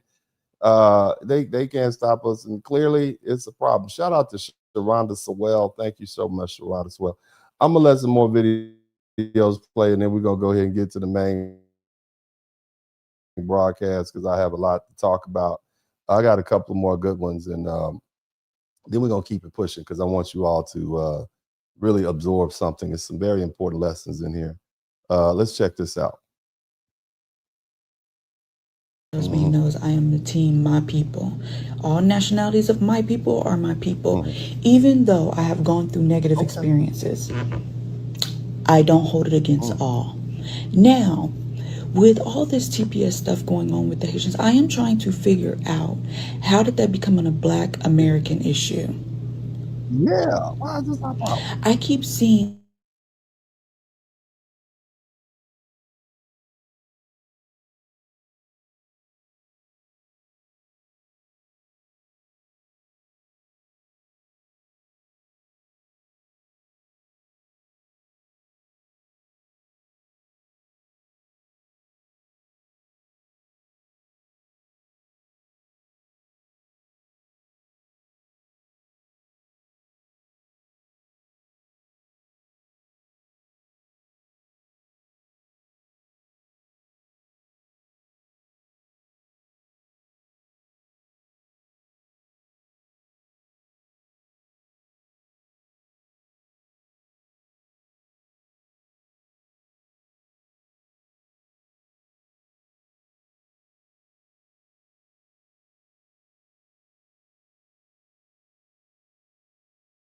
me knows I am the team my people. All nationalities of my people are my people. Even though I have gone through negative experiences, I don't hold it against all. Now, with all this TPS stuff going on with the Haitians, I am trying to figure out how did that become a Black American issue? Yeah, it's not a Black problem. I keep seeing all these videos now, all of a sudden, I don't know what side of TikTok I'm on, about how we're not helping, we're the problem, just talking negative about Black Americans when these are the same people they're looking for help. We are the same people that other nationalities of Black tell us we don't have culture, tell us we're lazy, tell us we use racism as an excuse, even though we are going through experiences. See, here's the thing. As I said earlier, when you have these foreign immigrants come, first of all, many of these foreign people are anti-American in general. They will tell you they come to this country for an education, they come to this country to work, and they try to make it seem as though, oh, well, I'm not here, I'm not doing anything bad, I'm not doing anything wrong, I'm just here to work. In other words, I'm just here to help out. No, your mere presence on our highways and our grocery stores, occupying apartments, occupying homes, breathing our air, okay, means that we have to look at you, we have to deal with you. So you are the mere presence that you're here. It's like having a house guest and say, oh, well, I just brought my own food and put it in the refrigerator. You having your butt in my home, using my shower, using towels that I have for my family, walking your feet across my floor means you're occupying space. So I have to deal with you differently, period. That's it. Okay, same thing with folk over here. And see, what you also should recognize is a lot of these immigrants are anti-American. And so they can't pick on white America. They can't pick on America in general. You can't come up to the United States and talk about how poorly America treats your country, et cetera. So what do? You make Black Americans the proxy. You see, that's it. You just make Black Americans the proxy. Anything you want to say about America, you just throw it in Black. They're lazy. They don't want to work hard, blah, blah, blah, this, that, and the other. So now that they are being targeted by the system, the immigration system, and being sent home, they're doing what they're used to doing, lashing out at Black Americans because they don't want to do, well, that's unfair. Y'all let us stay up here for 15 years, 18 years. Y'all should just go ahead and let us stay. We're just here to work, you see, and it's not working. So again, this is the safe bet for them to lash out at Black America. It makes sense when you understand where these folk are coming from. It makes sense to me. Let's keep listening.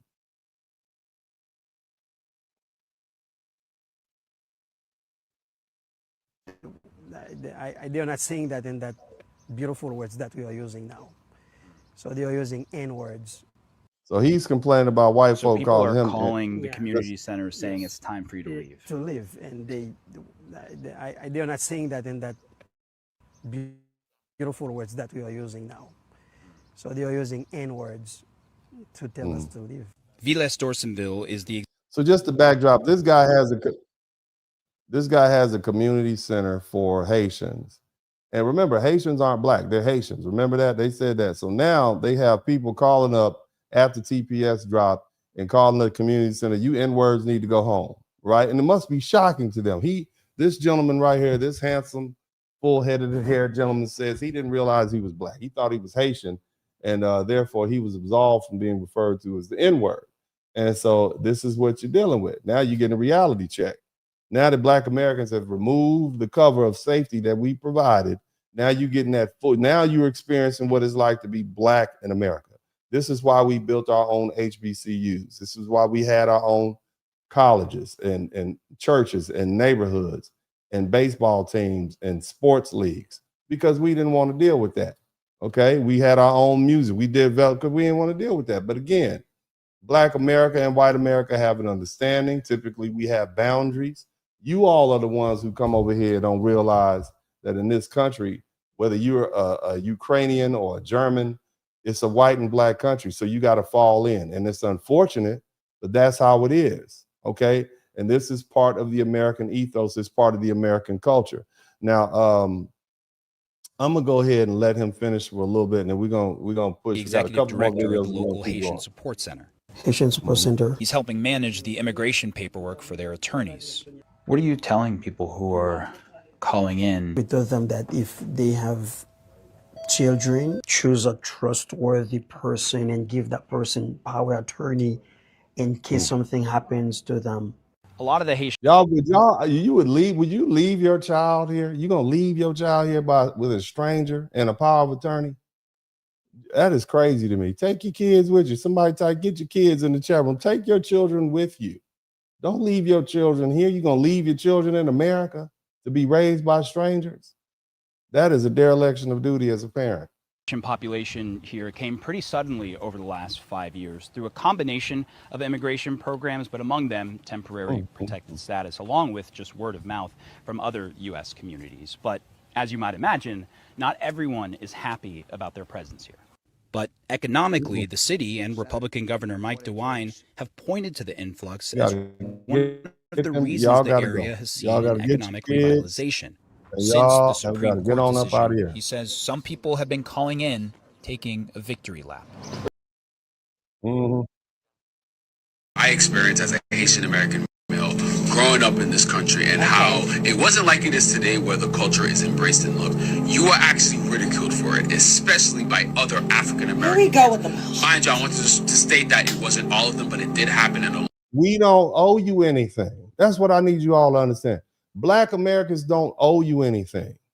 You're in our country. We don't owe you anything. It's just like me coming to Haiti and you all chastising me for my American ways. I'm in Haiti. If I don't like it, I go back to America. We don't owe you anything. What is it that makes these people who come to this country who tell us that they are not Black American and then turn around and make it seem like we owe them something? We don't owe you anything. We don't owe you comfort. We don't owe you aid.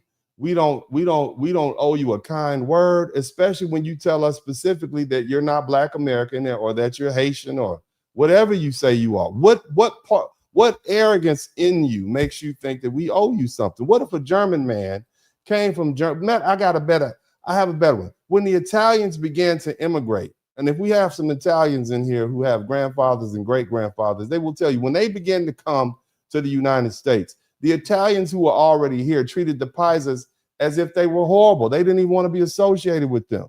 What makes you think that we as Black Americans owe you anything? We don't. You see, we don't owe you anything. Hell, even a lot of the Hispanic people, the Mexicans, they'll tell you, yeah, when we go down to Mexico, when we're Mexican American or Tex-Mex, when we go to Mexico, they treat us like we're not real Mexicans. They'll say stuff like, you're a gringo, this is how they treat them. So what is it what makes Haitians think that we as Black Americans who have been in this country for hundreds and hundreds of years owe you all anything? We don't. And it's that arrogant attitude that makes you think that we're supposed to go front line and jump between you guys and that ICE Billy Club. We're not going to do it. And you've already proved us you haven't even earned our loyalty. We don't owe you anything. And I'm just tired of the arrogance, because unfortunately there are a lot of Black people who are trying to convince Black Americans that we owe these folks something. We don't owe them anything. A lot of Haitian millennials can relate to this experience. I got a rebuttal video from somebody within the African American community, one small is violent, disregarding my experiences. Fine, all well and good, right? But what I find very, very interesting is this TPS situation has really proved my point, and has proved me right in regards to people within the foundational Black Americans community, their approach towards Haitians and how they are celebrating them being deported to a country that is not stable economically or politically. What does that have to do with your country is not stable? What does that have to do with us? Why you should be complaining to Donald Trump because he's the one to sign the document that says TPS is revoked. What do we have to do with that? Why is that our problem? All you're getting from Black Americans is we told you so. We told you so. Learn your lesson. Anybody looking at them, don't be like the Haitians. Listen to us. The first people you should have connected with as a Black person who comes to this United States, forget what they told you. You need to learn from Black Americans how to conduct yourself, how to monitor watch your mouth. Don't disrespect other Americans. It doesn't matter what ethnicity they are, because they are Americans and you are not. You might be a citizen, you might be a temporary resident, but you are not an American. That's all I'm saying. Let's keep listening. They are celebrating the fact that a lot of Haitian lives are going to be ruined, but they want to talk about Black empowerment when we talking about foundational Black American empowerment, sir. That's what we're talking about, and you all have not helped participate in foundational Black American empowerment. What you all have done is come up here and told us we don't work hard, we're lazy, and you've carried forth that white supremacist rhetoric that came up out of the 1800s, 1990s to further give them reasons to segregate and keep us from going to housing that we wanted to live in, and redlining and Jim Crow, etc. You fed into that. Whose fault is that you bit into that lie? Because it was convenient. And now it came back and hit you right back in the wazoo. y'all are the biggest obstacle to Black empowerment. Really? Black Americans are not the biggest obstacle to Black American empowerment. Sir, respectfully, shout out to Black Sand. What are you talking about? You mean we're the biggest obstacle to you all being empowered in this country and taking our position? That's the problem. Let me get him out of here because he ran my blood pressure up. I can't take too much more of this. I cannot take too much more of this. I got one more for you. I'm gonna let y'all have it. Somebody type Roland Martin in the chat room. Somebody type Roland Martin in the chat room. Look at this. Let's check this brother out. Mm-hmm. States and France destroyed Haiti, destroyed their economy. And so you can complain about how screwed up Haiti was. No. This country screwed up Haiti. The blockade. That's so the United States, you complaining about 350,000? Trust me, Haiti today will look 5 times as better than the other side of the island where Haiti is, the Dominican Republic. If the United States, because matter of fact, just so y'all understand history, it was Haitian president that ended slavery in the Dominican Republic, and that's how that country became independent. But you wouldn't know that, but the history, it was Haiti that freed the DR. And so had the United States and France not screwed over Haiti, that country would be so far ahead. I dare say, Michael, it would be the crown jewel of the Caribbean and the Western Hemisphere if the United States, if the racist United States had not sabotaged Haiti for more than 150 years. That's what it is. It's America's fault. So it's America's fault. That's what Roland Martin said. Roland Martin said it's France and America's fault that they have a gang problem in Haiti. That's what you're saying. And here's the thing.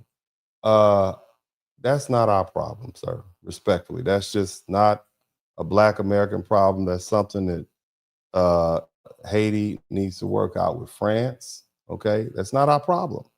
And the fact that they need to go home, right? I guess the hurricane that happened, the earthquake that happened, that's our problem too. That's what you're saying. The temporary status, that's our problem. Again, I'm just saying, and I'm sure there are some Dominican historians who would have something to say about that. But look, America, let's just get down to the lesson. And if you all learn something, I should earn something. But I ask that you please subscribe to the channel if you hadn't already. And I want to kind of go into this so we can actually really get down to the nitty gritty so you all can walk away with something. Now, America has more than 50 million immigrants, including millions who are lawful permanent residents and millions who are naturalized citizens, millions who are temporary and who are just here unauthorized. And that's a population larger than most countries, 50 million, okay? And when large immigrant populations come to the U.S. without fully understanding American history and American citizenship and American racial politics or foundational Black American conflicts that we've had here, you know, that's a problem. The people who want America's protection, but they don't respect America as people. They want American wages, and they want to utilize American schools, and they want American opportunity and American legal protection, then turn around and speak with contempt about citizens whose country made those opportunities possible. And I'm talking about foundational Black Americans. And see, that's the failure of assimilation. Assimilation isn't just having a job. It's not just paying rent and living here for years. Real assimilation means understanding the country you're in and respecting its people, understanding foundational Black Americans aren't outsiders, we're not guests, and we're not visitors.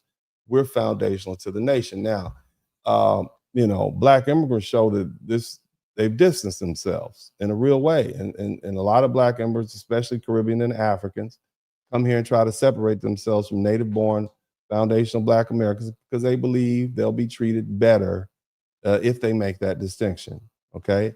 They identify with their nationality or their ethnicity more so than with Black America.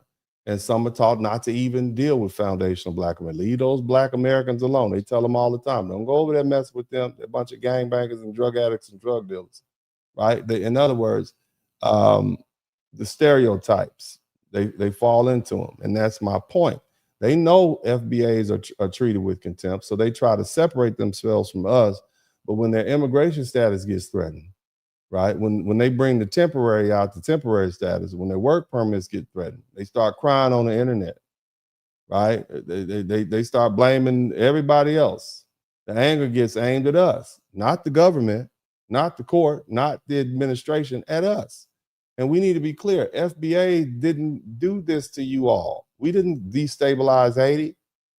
We didn't promise you permanent status. We didn't tell you TPS was citizenship, and we didn't revoke your work permit. And so we're not obligated to absorb your rage because you're afraid to aim it at the actual government actors who made that decision. If you have a problem with America and this system, say that. If you have a problem with Donald Trump, say that. If you have a problem with the Supreme Court, that's who you need to speak with. Get your lawyers together, all right? But don't hide behind anti-Black contempt and pretend you're only talking about foundational Black Americans because America. Foundational Black Americans are Americans. We were Americans before we were citizens. And if you don't like if you don't like Black Americans, you just don't like Americans, period. Stand on that. And it also makes, let me tell you something else it does. You all sitting on the internet talking bad about Black folk. It makes you become a bigger target. Look at the Black immigrant groups that keep talking bad about Black Americans. Haitians, Somalians, Nigerians. Think about that. These are the groups that in many cases have had the most negative things to say about foundational Black Americans. Now look at the groups that are being targeted, that aren't being targeted. Dominicans, I ain't heard much from them. Trinidadians, Belizeans, Ugandans. Plenty of other Black and Black adjacent immigrant groups are in the United States, but they don't move the same way publicly, do they? Let's just separate them, okay? So we can't say this is just about color. It isn't. Shout out to Tech King. If it was only about being Black, then every Black immigrant group in America would be getting the same criticism, but they're not. There are about 1.3 million Dominican-born immigrants in the United States, and Dominicans are very quiet, in particular in this conflict. I hadn't heard a Dominican say nothing. You understand? Matter of fact, the Dominicans go so far, they will tell you we're not Black. And when they say we're not Black, they don't mean that they're not Black American, okay? They're not trying to differentiate themselves, but we're Black, but we're not Black. They're saying, I'm not Black at all, okay? And you may not agree with the Dominican national racial logic, but that's the point that they're making. In other words, they occupy their own space. Okay, they typically don't come to the United States and try to pretend to be foundational Black Americans so they can infiltrate Black American spaces and benefit Black America from the struggle and then turn around and talk about how bad Black Americans are. That they pretty much go about their business. I don't hear Dominican baseball players saying we're better than the old Black American baseball player. I never hear them say that. They're quiet about that. You understand? Same thing with the Trinidadians. There's about 228,000 people from Trinidad and Tobago in the United States. And you don't hear much from them in way of conflict. They're not being targeted. Same with the Belizean people. Some of y'all don't even know what Trinidad or Belize are. They're quiet. Okay, it's about 46,000 of them in the United States. And even with Belizean communities, most of them in Southern California, you don't hear Belizean people being targeted like this. They aren't. Most of them Belizeans have fully integrated into Black America. I'm not saying all the way, but if you go places like South Central LA, I grew up with some, and you wouldn't be able to tell them from Black Americans. They don't do that. Okay, they aren't out here as a group making themselves the center of anti-Black American conflict. Even when you look at African countries, you don't hear much from Ugandans, right? They're quiet. I'm just saying. I don't hear much from people from Mali. Okay, I barely hear anything from Black people from Ghana. All right, but the bottom line is when we talk about Uganda, there's 43,000 Ugandan-born immigrants in the United States, and I've yet to hear Ugandans as a group say anything broad or disrespectful about Black Americans as a whole. So again, this is not about color, it's about behavior. This is just me and my perception. And so the thing is, the groups that keep coming up are Haitians, Somalians, and Nigerians. These apparently are the loudmouths. Somebody type loudmouth in the chat room. Because these groups, they're more visible, they're particularly in the conflict. Like I said, I love my Nigerian doctors. If you're a Nigerian doctor, I'm with you 100%. Okay, bottom line, y'all some loud people. The Haitians are loud and the Somalis are loud. Y'all talk a lot of stuff. Okay, now Haitian immigration has grown substantially. There are now about 859,000 Haitian-born immigrants in the United States. That's a large Haitian community, and it's concentrated in Florida, New York, Massachusetts, New Jersey, Pennsylvania, Georgia. Now, I want you to notice something. They didn't move to Utah. They didn't move to Montana. They integrated themselves in the Black communities, the pre-existing Black communities in Florida, New York, and Boston, and places like New Jersey, and Pittsburgh, and whatnot, and Philly. Same thing with the Nigerians. That's also grown massively. There are now 532,000 Nigerian-born in the United States. And you can find them in Dallas, Houston, and D.C., a lot of other places. All right, but that's nearly 4 times what it was from 2000. The Somalis, very small number. They only 98,000 Somali-born immigrants. But the Somali descendant population is very large in Minnesota and has become the center of the Somali American political and social visibility. And when we talk about crime and drugs and welfare and public reputation, somebody type public reputation, okay, there's a lot of documented incidents involving these people. When we talk about feeding our future, that scandal out of Minnesota, the National Welfare Program fraud involving federal children nutrition and money, many of the defendants are Somali Americans. That doesn't mean all Somalis are fraudsters. I'm not saying that, but it does mean people notice, okay? And when a community becomes publicly associated with massive tax fraud, people are going to talk about that. Same thing with Nigerians, all right? They got these criminal networks going on, and shout out to RS11 and a documented law enforcement concern international, especially related to fraud, online scam, cybercrime, and other groups, okay? And that doesn't I'm not indicting every Nigerian. Again, I love my Nigerian doctors. I love it. I love you all. Keep going to medical school.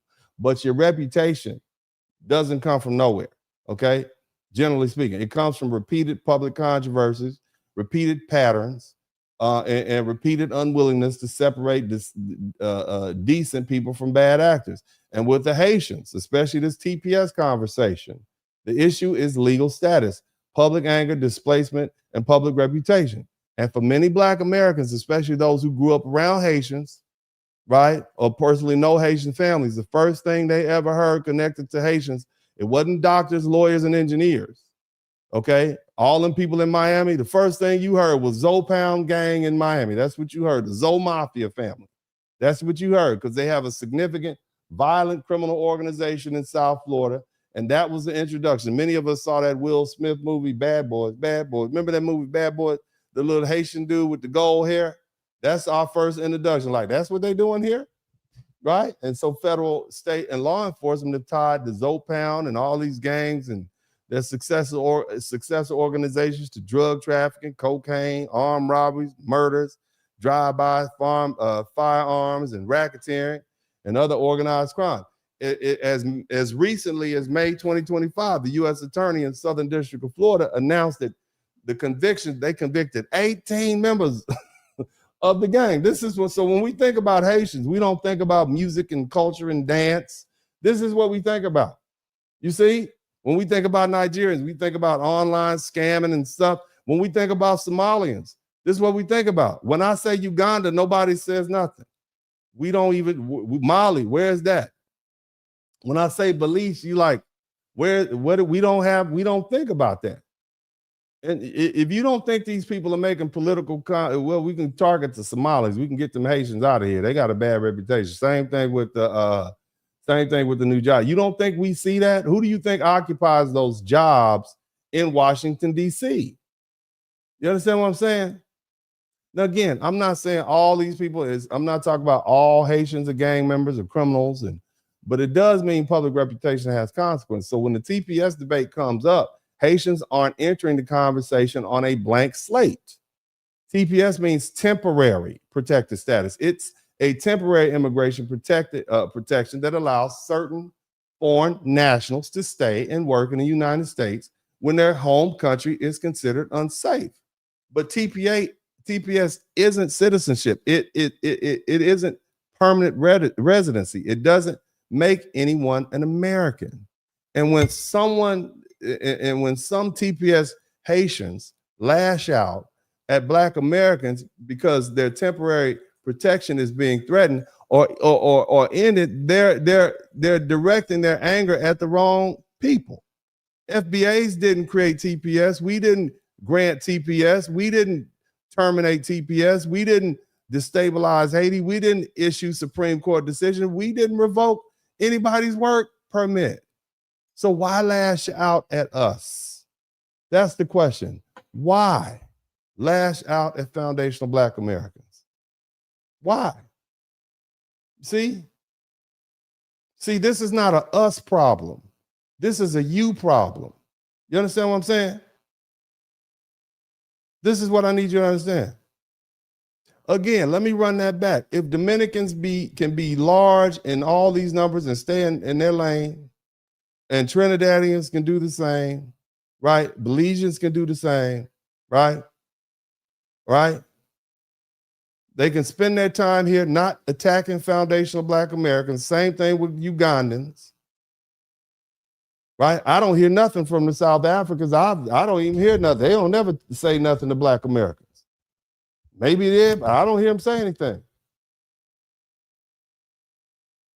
They can be here, okay, not build their public identity around disrespecting us, then what's the excuse for these other people? Again, when you come to America and you benefit from America and you work in America and use American courts and American schools and American hospitals and American labor markets and American taxpayer-funded system, then you turn around and insult foundational Black Americans, you haven't assimilated into America. You've accessed America, and that's the difference. You see, again, foundational Black Americans don't owe silence to immigrant groups that disrespect us. We have a right to say something back. See, here's the problem. They don't want us to say anything back. They want to be able to disrespect us and us to just shut up and take it. That's what they want us to. They want us to do that. We're not obligated to absorb your anger or your frustration associated with being an immigrant. We didn't ask you to come here, okay? Let me get down to it, because some of you all know we're not anybody's inferiority complex, okay? We have nothing to do with your displacement anxiety. We're Americans. This is our home. We're foundational to this country. And when you come here, okay, make it your business not to talk down to us. And if you decide to do that, don't be surprised when we respond. So no, we can't say that you know, we're not saying they're being targeted because they're Black. That's Black folk. It might be racism, but Black Americans are not willing to say it. Maybe it is. But you got too many Black Americans saying, yeah, it's temporary, and temporary means temporary. You understand? And there are plenty of black-oriented immigrant groups in the United States from Africa and the Caribbean that aren't being targeted by Trump's administration or TPS the same way. So this isn't just about color, it's about behavior. Now, I'm going to take the opportunity to address a few things. Number one, and let me know if you all are with me. I hope you all enjoying this. I'm still getting warmed up, okay? But America wasn't built by immigrants. I don't want to deal with that now. And I know there was a lady on the internet. America wasn't built by immigrants. America was built by settlers and enslaved people and free black people and the early American population that created the country before most later immigrant groups have arrived in mass numbers. And let me help y'all out with something. A settler isn't the same thing as an immigrant. An immigrant comes to a country after the country and its institutions are already in existence. A settler comes before the country is fully formed and helps create the political, legal, economic, and territorial structure of the country. The United States as a political nation, as a republic, was created through settlement, conquest, law, war, labor, slavery, and expansion. And enslaved people weren't immigrants either. Now, you did have some people who were indentured servants. You had a lot of white people and Irish and poor white folk who came here as indentured servants. Okay, they did help do work. All right, right. But again, as far as slaves, they didn't apply to come here. They didn't choose America. They were forced here and worked for free. They toiled, they labored, they cleared land, built wealth, produced all sorts of crops like tobacco, rice, sugar, roads, towns, ports, etc. Okay, plantations, economic. That's the economic foundation of this country. You see.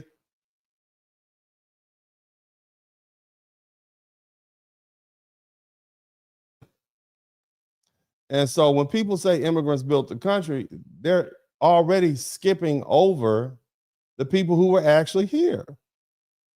You understand? The people here who doing the work, right? See, what happened was they were doing the work and America became a country that immigrants wanted to enter. And overwhelmingly, overwhelmingly, the majority of black people in early America were enslaved, but a significant number were free. And I'm going to talk to you guys about some uncomfortable things. I don't run from things on this page. We put it all in context. I want y'all to understand something. Many of the black Americans were former slaves, but you also had free black people who existed in this country from the beginning, and that matters. They own land, they own property, they went to court, they served in the military or the militias as they call them. They became ministers, they were writers, they were soldiers, they were spies, they were landowners, they were public officials. And yes, many of the foundational black Americans owned slaves, just like everybody else. And among those early settlers, early Americans, there were people of African descent whose names deserve to be remembered. In 1768, there was a gentleman, his name was Wentworth Cheswell. He was elected town constable in Newmarket, New Hampshire. He was the police. This is 1768. He the popo. He was one of the earliest black public officials in American history. During the Revolutionary War in 1776, Lemuel Haynes, he served in the colonial militia. In 1785, he became the first black minister ordained in a mainstream Protestant domination. He preached to both black people and white people. This is early America. Oh, I didn't know that. I get it. 1804, you know, the Haitians always talk about 1804. In 1804, Middlebury College in Vermont awarded this man an honorary Master's of Arts degree, making him the first known black American to receive a master's degree. So at the time when white folk in Haiti was getting beat up, white folk here in America was giving this black preacher a master's degree. So we were already progressing. Again, not every black person in the United States or the precursor to the United States was a slave. In 1773, Phyllis Wheatley, black woman, published a poem on various subjects, religious and moral, in Boston. In Massachusetts, it became one of the first published Black American poets. And the thing about it, she wrote it herself. You see, normally they would have Black people tell their story and white people write it so they can filter it, make sure they didn't get anything out there they didn't want. But the bottom line is that's what made her so amazing. Now, in 1775, Prince Hall emerged, and he's a leading Black civic leader, and he's an abolitionist in Boston, where he established what became the Prince Hall Freemasonry. All right, shout out to Colbert Hunter. And that was a big deal back then. And we all have heard about Crispus Attucks. March 5th, 1770, he was killed during the Boston Massacre in Boston, Massachusetts, becoming the first person to die in the American Revolution. And when the fighting began, we had Black patriots. Somebody type Black patriots in the chat room. Black American men stood on the battlefield alongside the other patriots. Peter Salem fought at the battles of Lexington and Concord in April 19, 1775. And later he distinguished himself at the Battle of Bunker Hill on June 17, 1775, near Boston. Salem, Poor, Basilia Lew, Pompey Peters, Cuff Whitmore also fought at Bunker Hill on June 17, 1775, with Whitmore likewise serving as at Lexington and Concord. And on the night of December 25th, you know that famous picture, they say 25th and 26th, 1776, when George Washington crossed the Delaware River, Prince Whipple was with him. He's pictured in the Delaware River at the turning point in Trenton. That was a turning point in the war. James Armistead Lafayette, he was a double spy in Virginia. He provided intelligence, spy work to General Washington and the French, and they trapped General Cornwallis at the siege of Yorktown. They will tell you in history that it was because of that information that they were able to do that and break the back of the British Empire. But the bottom line is these men and women also, they weren't immigrants. Did you hear 17? That's a long time ago. These are our foundational Black American roots. These are our foundational Black American heroes. This is our lineage. This is our heritage. We don't know what was going on. Haiti wasn't even, we don't know what y'all were doing over there. Okay? But this is what we were doing here before the United States proper was born. All right? Our labor, our courage, our intelligence, our leadership, our sacrifice helped lay the foundation for the United States. I would go so far as to say it was crucial. Now, here's another uncomfortable truth. Remember when I told y'all Black people own property back then? What do you think the property was? Huh? In 1655, Anthony Johnson, a free Black man in Virginia, won a court case involving another Black man named John Castor, okay, from Northampton County, and ordered Castor return to Johnson's service. In other words, he was an indentured service. He tried to run off and say, I'm free now. And they said, nah, you go back and you serve him. And his punishment was to be a servant for life. In other words, a slave for life. And that case opened up the door for one of the earliest legal moments where lifetime Black servitude was recognized by colonial court. In other words, that was one of the many Black men who owned slaves. Now, one thing you need to understand about Anthony Johnson, he had white indentured servants and Black indentured servants. You understand what I'm saying? And this was not uncommon. You had other Black people who had slaves, who were free. It was just a matter of owning property. So here's another one. If you don't believe that, William Ellison in South Carolina. This man was one of the most notorious slave owners in American history. He was a Black man. In fact, he was born enslaved around 1790, and he became free. And then shout out to Black Sand, then turned around and built an empire and of wealth as a cotton gin maker and a planter. And so by 1860, the census said he had 63 enslaved people on his Sumter County, South Carolina reservation. I need y'all to understand something. It was only about 100 families in the South during the height of slavery that owned more than 100 slaves. You see what I'm saying? So let me put that in perspective for you. He owned 63, so he was up there. This was a rich, successful man, and his family controlled even more over time. He wasn't symbolic. He was a real slave-holding planter inside the slave system.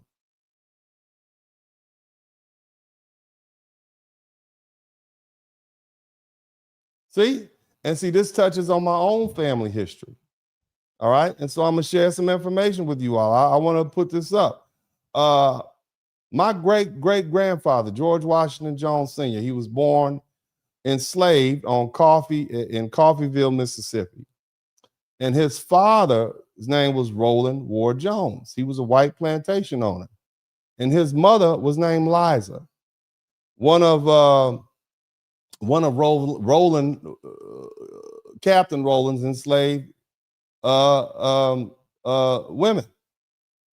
Okay, and he had multiple children by her. Right? Liza, that's going to be my great-great-great-great-great-grandmother. Okay? Now, of their union or connection, George Washington Jones later attended Russ College in Holly Springs, Illinois. And actually, I have a photograph here. I'll let y'all look at these two together. I'm gonna let y'all look at father and son. Somebody type of American family. Look at that. See that? That's my two grandfathers. That's my great-great-great-grandfather, attorney George Washington Jones, and that's his father.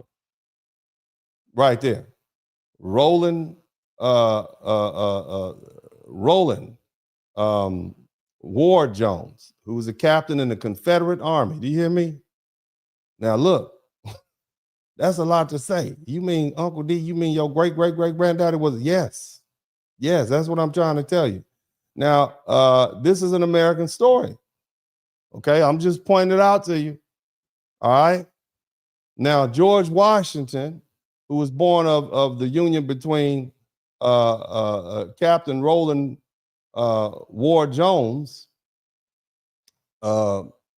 he went to Russ College, which is a HBCU in Mississippi, in Holly Springs, Mississippi. He studied law. He became an attorney. And he eventually became the first African-American county attorney in Kansas. And that story alone proves how deeply and interwoven our bloodlines are with America's history.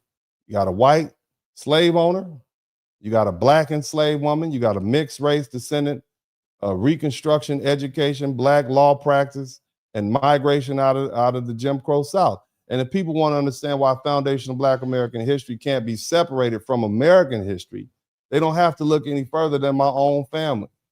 My story runs through slavery, white slave ownership, the Confederacy, Reconstruction, HBCU education, Black migration, Kansas politics, Black law practice, federal court, and Black wealth. That's not a side story. That's an American story. Again, this is it. And in fact, if you want to go a little bit further, Captain Roland Ward Jones, who was my great-great-great-great-grandfather, they had a book written about him. You see? In fact, the record says that he fathered several children by enslaved women, so he couldn't get enough. You understand what I'm saying? He clearly couldn't get enough. I see why he wanted to keep them in bondage. Golly. But he had my understanding is that they had 5 children together. You understand? So Roland Ward Jones impregnated my great-great-great-great-grandfather, impregnated my great-great-great-great-grandmother 5 times. So they had 5 full siblings. So when I say my family descends from both sides of slavery, I mean that literally. I descended from an enslaved Black woman and descended from a rich, wealthy white man who owned her. And that's the hard truth for many foundational Black Americans. Our family trees don't divide neatly into Black history and white history because slavery forced those histories together. Our bloodlines carry the brutality and contradiction of violence and survival and complexity of American life.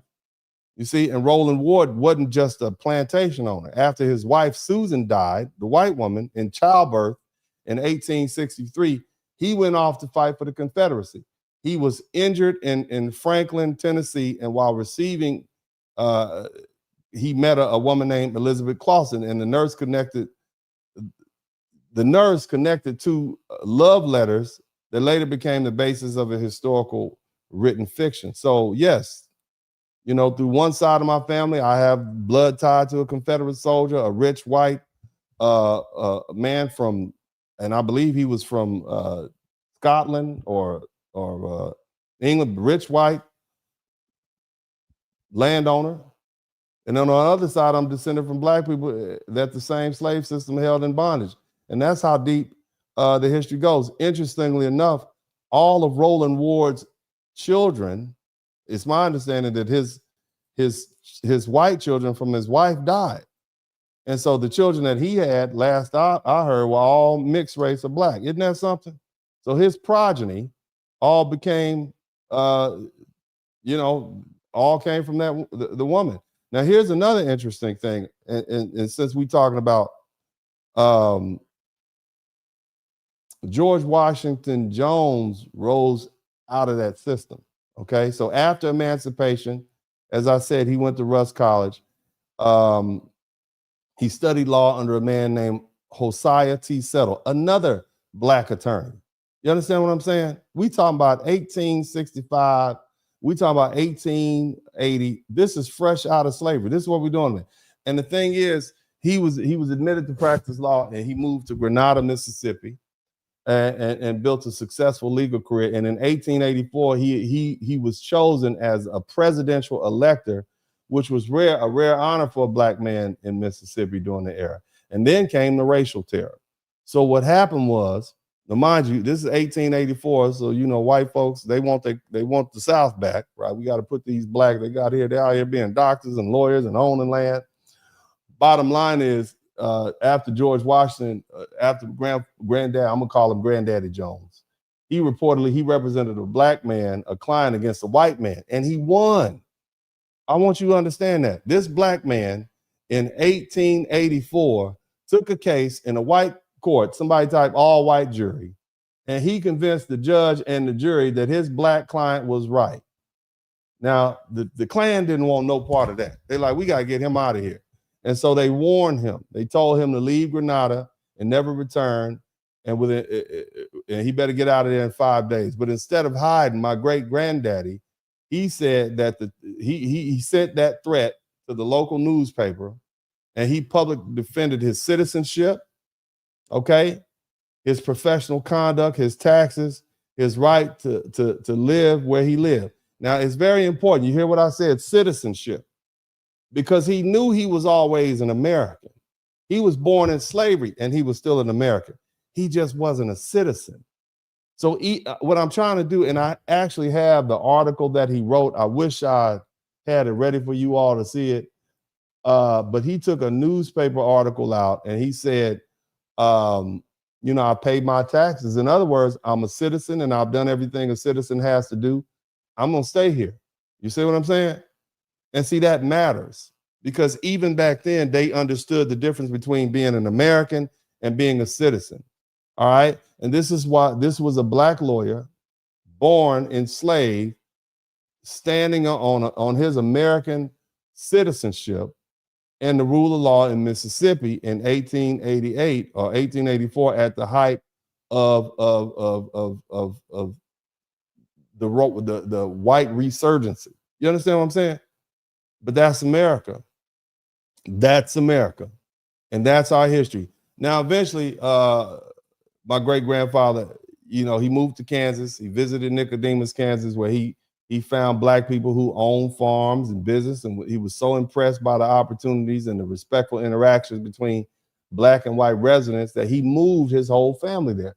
Graham County, Kansas. He built a commercial law practice.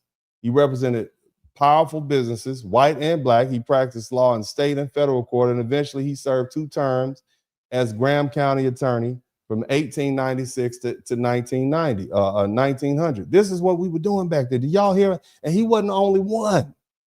I want you all to understand that when let me take this off the screen so I can get back in close with y'all. I don't want y'all to think I forgot you all with it. But you understand, this is our amazing history.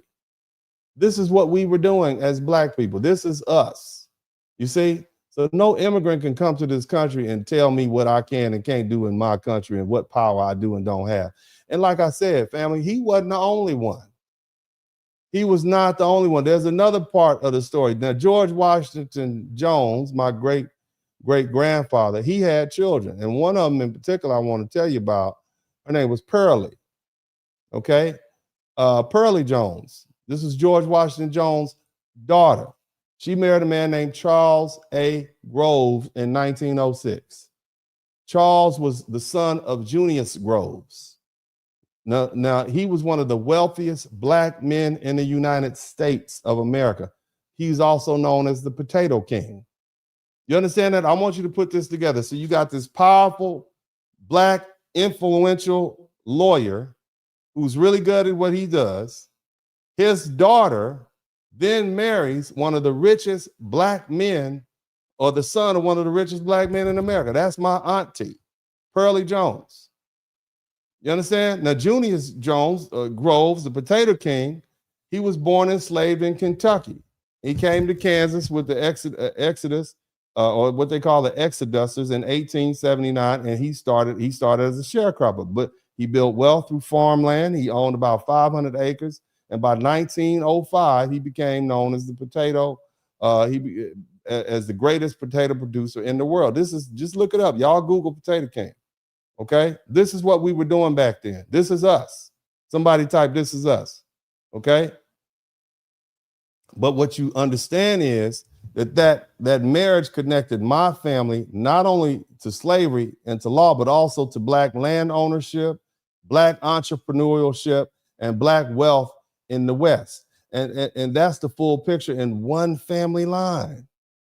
You see a rich white Confederate planter and an enslaved black woman, a child born into slavery, an HBCU education, a powerful, wealthy black lawyer, a county attorney, a federal court practitioner, a black political leadership, and a marriage connection to one of the richest black agricultural entrepreneurs in America. That's not an immigrant history, you all. That's not recent. That's not recent history. That's not bald history. That's foundational Black American history. And see, my family proves the larger point. We were not standing outside of America watching it happen. We were inside the story from the beginning. We were enslaved by it, but we also built it. We were excluded from the power, but we still entered the courthouse. We were threatened, but we still practiced law. We were pushed out of towns, but we still built new ones. We were denied equality, but we created schools, farms, churches, businesses, political offices, and legal careers anyway. And the bottom line is this: foundational Black Americans aren't merely descendants of slaves. We're descendants of almost every major force that shaped this country. We descended from the enslaved and, in some cases, from the enslavers. We descended from people tied to the Confederacy and people who survived the Confederacy. We're descended from laborers, lawyers, farmers, teachers, ministers, politicians, soldiers, landowners, and business builders. Our names are in the slave records, the court records, the land records, the military records, the college records. The newspapers, the political records. You understand what I'm saying? So you can't tell the story of America without telling the story of foundational Black Americans. Our blood is in the soil. Our labor is in the infrastructure. Our pain is in the slave ledgers. But our victories are in the law books. Our writings are in the libraries. Our ancestors are in the cemeteries. Our legacy is in towns like Nicodemus, Kansas, schools like Russ College, Howard University, Grambling State University, Southern University, Texas Southern University, Prairie View A&M, FAMU. Our wins in the courtrooms. You understand? So our history is not separate from American history. Our history is American history. Do you all understand the point? Because see, I need to explain something. I want to talk to the white people. Come on in here, white people. Come on in here and get some of this. See, you're not more American than me. And I'm glad that Australian gentleman explained that. Let me break something down to you. See, the first wave of immigration from European countries overseas came through Ellis Island and the Irish potato famine. And then the island, the Italian immigration came and Eastern European immigration came. That was around the 1800s into the early 1900s. Shout out to William Lynch. And the peak was around 1892, between 1892 and 1924. By that time, America was already a country. You understand what I'm saying? My granddaddy was already a lawyer. The Potato King was already rich. You all had just got here. You see, that not only was it already a country, but it already had expanded and fought wars and built institutions and created cities and developed industries and formed a national identity. Ireland was dealing with an Irish potato famine, and apparently my great step uncle, I guess you'd call him, was already the Potato King.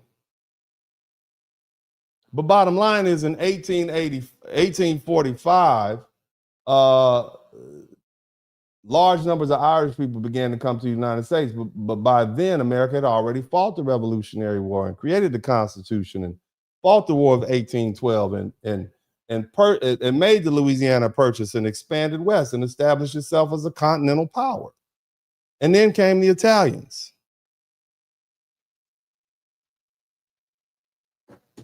And the Eastern Europeans, and they came in even larger numbers in 1800s, in the early 1900s. And by that time, many of them, by the time they got here, we fought the Civil War already. Slavery had already been abolished. Reconstruction had already happened. The West had already been pushed open, and the railroads were already transforming the country. And the South had already been settled. The Northeast had already been industrialized. The Midwest has already been developed, and the economy had already been moving. So how did immigrants build America if the country they came to was already built enough for them to want to come here? Answer that question. How did that happen? If America had already fought the Revolutionary War, created the country, already fought the War of 1812 to push the British back, we proved that the new country could survive another conflict from Britain with that. We already made the Louisiana Purchase in 1803. It doubled the size of the United States. We'd already fought Mexico and the Mexican-American War, which opened up the Southwest and added California, Nevada, Utah, New Mexico, and most Arizona and Colorado and all the other Western lands. The wars had already been fought. The war fighting had been done, which was necessary to settle the land settle this land. You understand? Blood had already been spilled.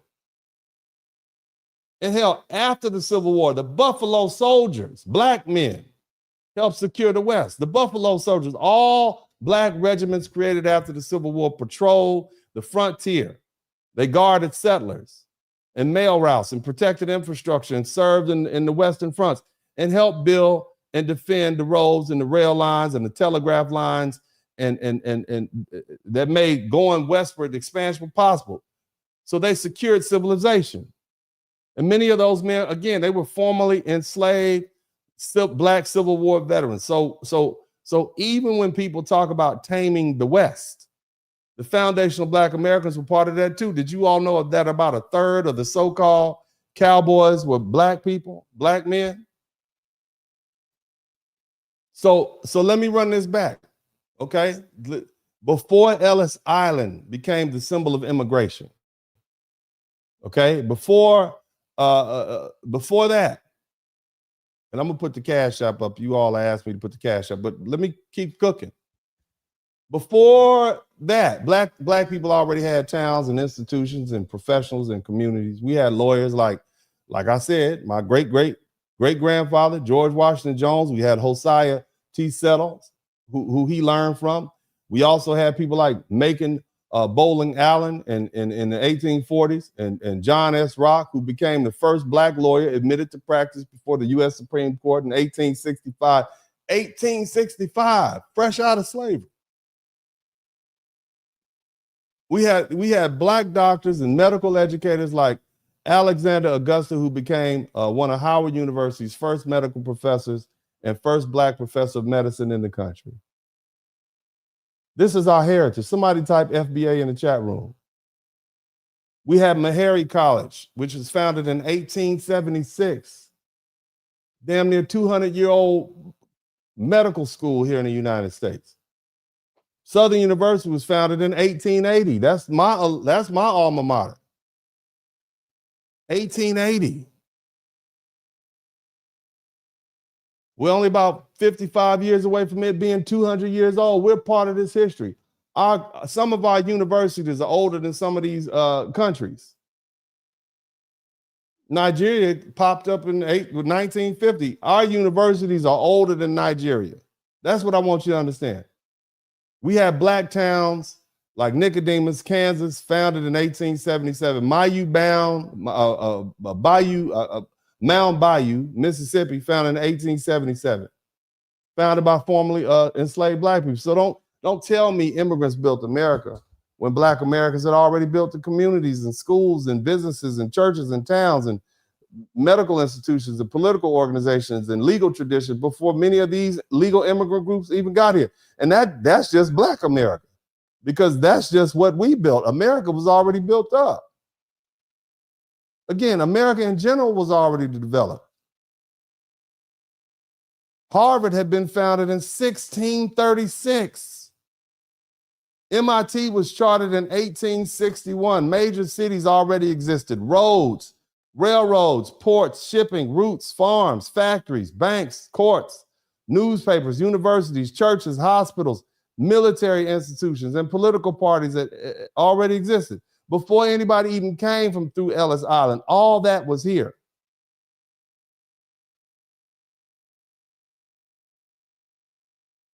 America had already produced major inventions. It had already produced industrial systems.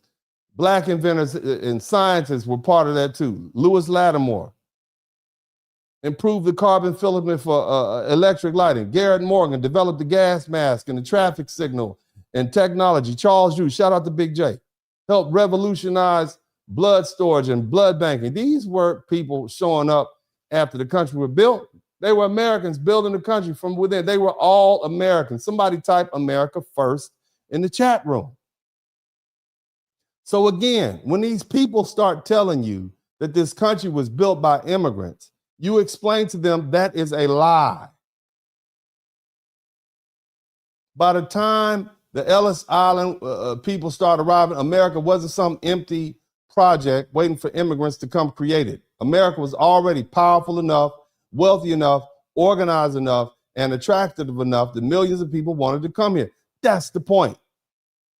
Immigrants didn't create America's foundation. They entered a country whose foundation had already been laid by settlers, enslaved people, free black people, free white people, war fighters, farmers, craftsmen, laborers, inventors, and citizens who were already here.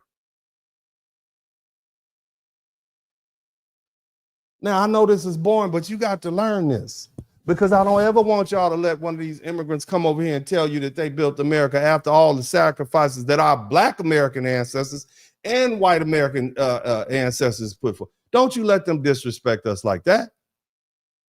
Somebody type America first in the chat room.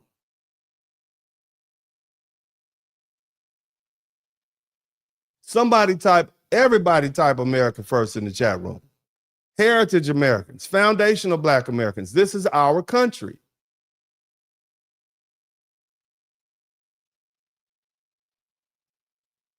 Now, I want to talk a little bit about something, and I know it's boring, but you're going to learn. You have to learn. I want to talk about 1965 because that's part of the people love to ignore. Before 1965, America's immigration system was openly restrictive and racialized. Asians were restricted. In many cases, almost excluded. They literally had something called the Chinese Exclusion Act of 1882, and it literally barred Chinese laborers and became the first major federal law restricting them. So in 1882, when my grandfather was practicing law, fresh out of slavery, Chinese weren't allowed to come here like that. In 1924, Immigration law created the national origin quota that favored Northern and Western European. They didn't want Italians. Okay, they didn't want you here. They didn't want people from Arab lands. They didn't want none of y'all. Okay, they excluded immigrants from Asia, India, couldn't come. Africa especially, Caribbean too. So shout out to Bebe. So before 1965, I want y'all to listen to this very carefully. Before 1965, America wasn't this open, multicultural immigration hub that people pretend it was. It was black and white. America was a black and white country. And in 1960, white Americans were nearly 89% of the population. That's what it was. Now, you can say what you want, but do we have the crime problem that we have now? Do we have the issues that we have now with the culture? Do we have the degeneracy? You see? It was 89% white, and the rest was mostly the remaining non-white population was black. Now, you had a teeny percentage of Africans, okay? They were only about 35,000 of them here in the whole country. Okay, and in the United States, Mexican-born immigration was also smaller. In 1960, they had about 576,000 Mexicans in this country. I want you to keep that in mind. Think about that. That's a tiny percentage. Matter of fact, they had something called Operation Wetback, which was an example of how they would systematically and periodically remove Mexicans from the country. During the 1930s, Mexicans they call it repatriation. Hundreds of thousands of Mexicans and Mexican Americans, which means they were citizens born in the United States. They pushed them back across the country. So they were Americans. They were citizens, but they weren't considered Americans. You see that? You understand that? Isn't that amazing when you really start understanding the philosophy? Shout out to Madman 9. The Mexican citizens born here as Mexican Americans, yeah, you might be a citizen, but you're not an American. You got to go back to Mexico. Damn. Black Americans, on the other hand, are Americans. And we were Americans before we were citizens. But bottom line is, in the 1950s, Operation Wetback, it targeted Mexican workers again under Eisenhower administration. So when people act like immigration enforcement is new, it's not. America has periodically opened and closed the door depending on who it is that they want to send home. And so they've periodically, about every 70 years, they push Mexicans back to Mexico. This is, look, I know we got some Mexican folk, Latino, I know you listen, this is your history. And so that's why when we hear stuff like LULAC and the fact that you all, your leaders wanted to fight to be white, they will never accept you. And any white person that's being honest will tell you that. It's best just to go ahead and be on your own. But here's the thing. The Hart-Celler Act came in the wake of all that. And this is an act that came about in 1965. It was signed into law by Lyndon B. Johnson, the 36th president of the United States. And it came in the wake of the 1964 Voting Rights Act. Or should I say the Civil Rights Acts of 64 and the Voting Rights Act of 1965. And it ended, the Hart-Celler Act, it ended the old national origin quota that I talked about. And that opened the door for immigration from Asia, Africa, Latin America, and the Caribbean. None of these people were here like that, okay? When we look at those old pictures of those black people out there protesting and fighting for their rights in the 1950s, the reason you don't see Latinos and all these other folks, because they weren't here. And that's what you need to understand, okay? So because when black and brown and Asian immigrants say we built America, they need to understand something. That at that time, when America was built and we were doing all that war fighting, right? You weren't here. Not in any significant numbers. It was foundational black Americans who had already fought and marched and sued and bled and died and organized and forced America to confront its racial laws. So by 1969, America was already built. Who would disagree with that? By 1965, we had already fought the Revolutionary War. The War of 1812, the Civil War, the Mexican-American War, the Spanish War, World War I, World War II, the Korean War.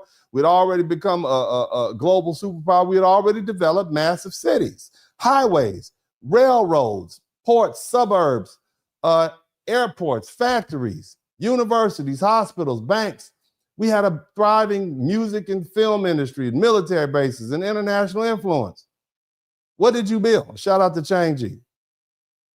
So by 1965, America had already had automobiles and airplanes and air conditioning, radio, recorded music, interstate highways, skyscrapers. We're already deep in the space race. NASA's Gemini program had already flying missions to try to prepare for Apollo, the Apollo moon landing. We're already on the way to space. By 1965, when we just started letting you all in, Black American culture had already gone around the world. Jazz had gone around the world. Blues had gone around the world. Gospel, soul, R&B, rock and roll had gone around the world. We had B.B. King, Otis Redding, Motown. We had Black athletes, Black entertainers, Black soldiers, Black scholars, preachers, organizers, doctors, lawyers, and inventors. By the time 1965 came around, we already had Frank Sinatra as an American. He was already famous. Hollywood was already famous. American music was already famous. American universities were already famous. So what part of that did you immigrants build? Because see, that was before the modern post-1965 immigration wave. So what was that little Haitian lady talking about? Again, when people say immigrants built America, my question is simple. What exactly was left for you all to build? Joining an already built country isn't the same as building the country from the ground up. Moving into a house, okay, isn't the same as laying the foundation, cutting the wood, pouring the concrete, wiring the wall, and paying for the original cost. That's the distinction. So immigrants didn't build America in the way they like to claim. America was built by settlers and slaves, some Black, some white. It was built by free Black people and enslaved Black people. It was built by foundational Black Americans and heritage white Americans. It was built by people who were here when the country was being formed, expanded, defended, industrialized, and transformed. Immigrants came here later. They benefited from all that hard work. Somebody type work harder. So the next time one of these immigrants say, we built America, ask them, which America are you talking about? Must be talking about South America, Central America. Because by the time the modern immigrants start coming to what is called North America, i.e. the United States, in 1965, America had already been America for a long time. You understand? Now, why do they see that? And I know this is long-winded, but I'm moving fast. We're not even 3 hours in. Why do they see that? Somebody type the immigrant gaze in the chat room. Somebody type the immigrant gaze in the chat room. See, the truth is many immigrants see themselves through the immigrant gaze. They identify as immigrant, as Haitian immigrants, Jamaican immigrants, Nigerian immigrants, Somali immigrants, Syrian, Mexican, or whatever their national background is, before they identify through the American racial category that they should be designated for, okay? So as far as the Haitians and the Jamaicans and the Nigerians and the Somalians even, they see themselves as immigrants before they see themselves in the category they should fall in of Blackness, okay? And this requires, I'm gonna explain it to you, okay? You're gonna learn something. Somebody type learn something in the chat room. If you're a person from Haiti, Jamaica, Nigeria, you grew up in the country where Black people are the overwhelming national majority. Haiti is 95% Black. Jamaica is overwhelmingly Black. Nigeria is an African country with more than 250 ethnic groups, but it isn't a country where Black people function as a tiny racial minority inside a white majority state. So when you grow up in those countries, race doesn't operate the same way it operates in the United States. In those countries, the people in power usually look like you. The police and the politicians and the judges and the teachers look like you. The people who don't look like you are usually outsiders and visitors or the minority.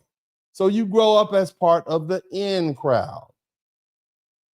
But in the United States, foundational Black Americans are and always have been a tiny minority.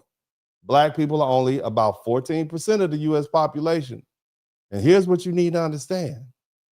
Only about 3/4 of that, or about 9 or 10%, are foundational Black Americans, because the rest are immigrants and children of immigrants, which make up about 25% of what we know now as the Black American population. And that's why it's important for us to delineate. See, and what that means is we are too small in number to have the luxury of organizing primarily by tribe, village, or island, language, or religion. Whether you're a Muslim or in the Nation of Islam or Southern Baptist from Pascagoula, Mississippi, you are still a foundational Black American. We understand that politically and socially, we have to unify around our Blackness, because that's how we maintain power. Somebody type power. That's how we maintain visibility. That's how we have a collective voice, which we use in this country when we're outnumbered, okay? Now, I want you to keep in mind something. Those for you all who are good at math, you see what I said. Even right now, we're about 9% of the population, right? Before 1965, we're about 9 or 10% of the population. We have more Black people in this country, but that group of Black people are first generation, second generation immigrant. So our percentage in this country has maintained the same. Have y'all realized that? Come on, smart people, y'all got to catch up. I know you just learned something. So what you mean? Yeah, when we say Black people are 13, 14% of the population, you got to remove the 25% who are African and Caribbean and who have children who are African and Caribbean. You got to remove that. Different culture, different people, different history. The truth is the foundational Black American population has not changed. It has not changed. It is still the same. It has always been. That's 9 or 10%. We are the divine 9. You understand that? We are 10 for the win. Think about that. The rest of these people are new people. They don't have our culture. But it's enough of them now that we notice. But that's a whole nother subject. Bottom line is, Blackness functions differently for us, for foundational Black Americans. Blackness isn't just color. It's political history, it's lineage, it's survival. It's the way we've had to understand ourselves in order to survive as a people. Immigrants, on the other hand, often come in and don't unify with foundational Black Americans around our Black ethnicity or our political history or our racial position in this country. Instead, many of them unify around immigrant status. They'll see themselves as having more in common with another immigrant from Mexico or Syria or Colombia or India or the Caribbean. Think about it. You see, as opposed to foundational Black America, whose family has been here for generations. And the research shows that divide is real. Most Black Americans say being Black is central to who we are and how we understand ourselves. Most immigrants are much less likely to say that. You see? They'll say they have a lot less in common with US-born Black people than US-born Black people are with each other. And that tells you something. It tells you that many Black immigrants are looking at us through the immigrant lens, the immigrant gaze, not through the lens of shared Black American political experience. They see themselves as outsiders. They see us as Americans, not as Black, but as Americans. You understand? Is it all starting to paint a picture now?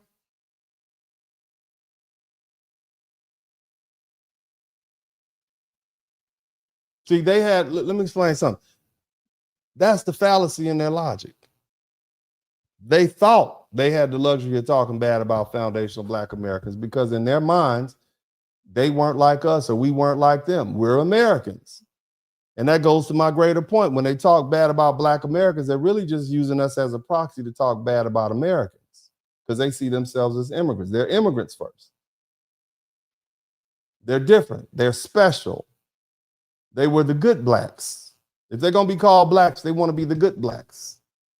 Accents, funny last names with a lot of vowels that we can't spell or pronounce. Good blacks. They thought their national origin, their accent, their foreignness, their immigrant story, or their proximity to other immigrant groups would separate them from the stigma attached to Black Americans. But that blew up in their face. Because the truth is, America, or in America, the only real cover they've had was their blackness, and that political cover didn't come from Haiti. The Jamaican government and the Nigerian government didn't make a call. It came from the power exuded by foundational Black Americans based on that civil rights framework built by foundational Black Americans. And the reason they can claim discrimination when they're mistreated is because of foundational Black Americans and how we fought to make anti-Black discrimination legally recognizable. You see?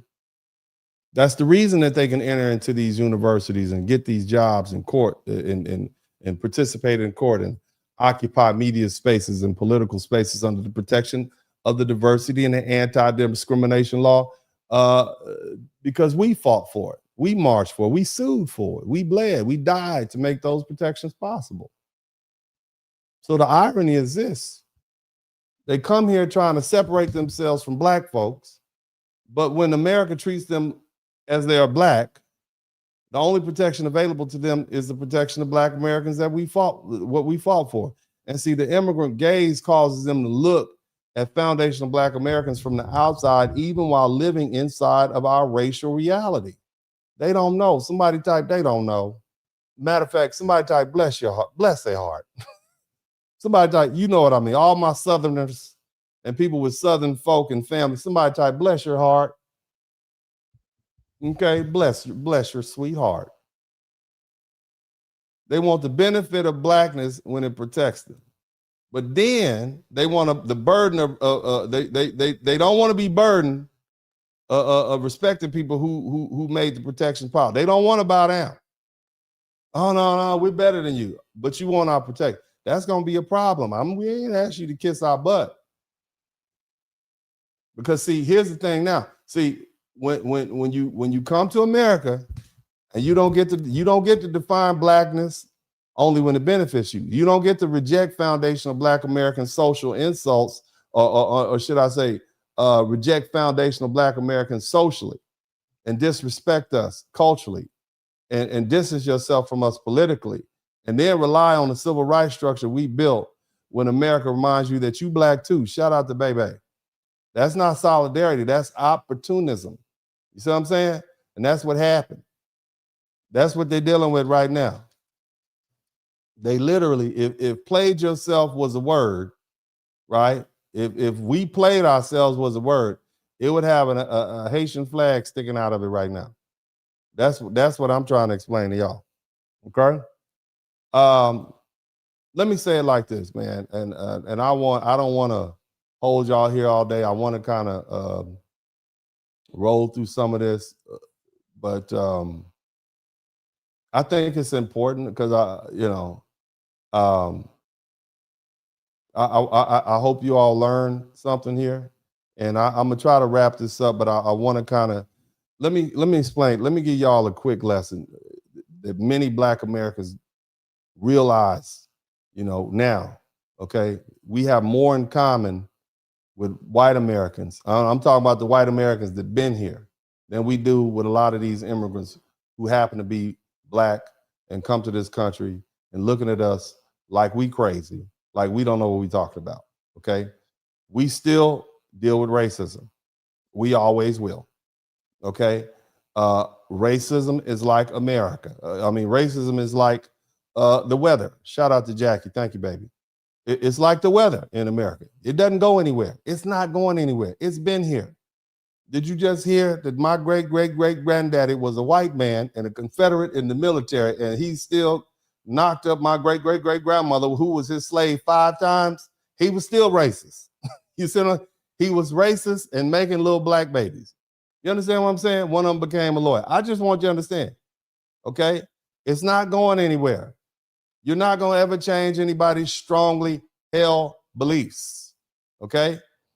It changes form, it changes temperature, it changes intensity, but it's always part of the environment. Foundational Black Americans have had to deal with that reality for about, close to 500 years, more or less.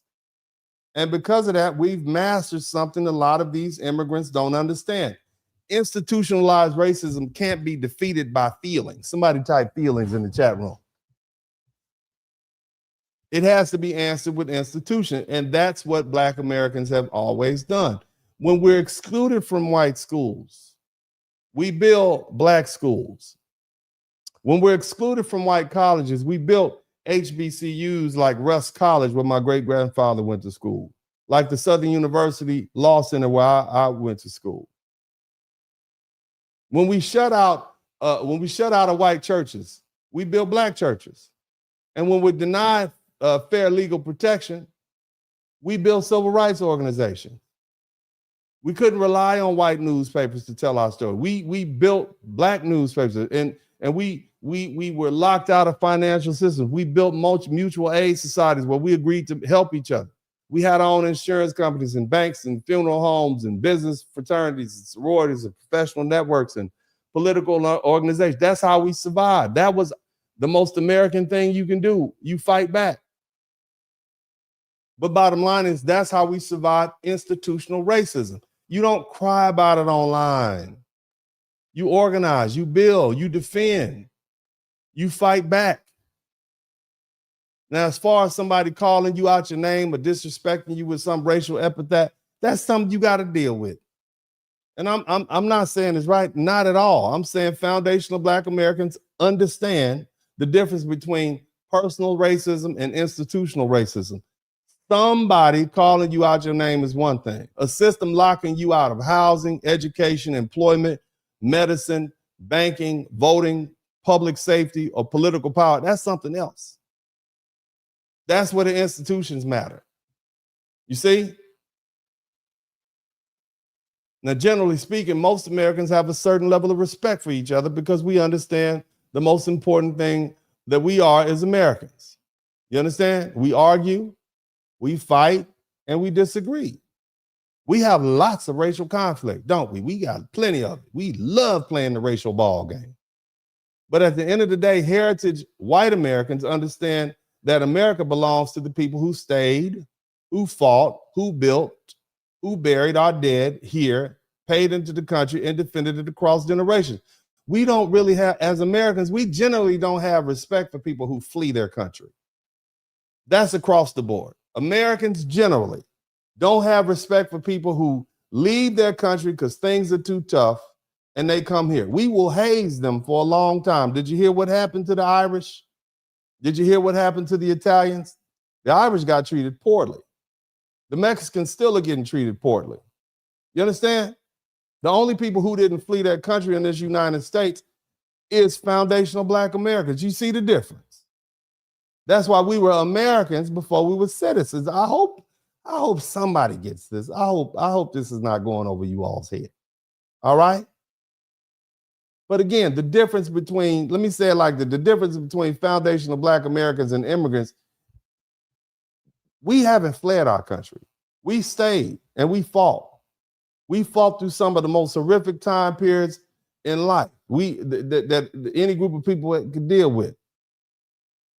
We wasn't free, but we were working for free. We built everybody else's stuff, right? Then we had to go, then we got free, and then they put a bunch of laws in place to keep us like slaves. They would literally pick Black folk up, put them in jail for hanging around too long, or not having enough money in their pocket.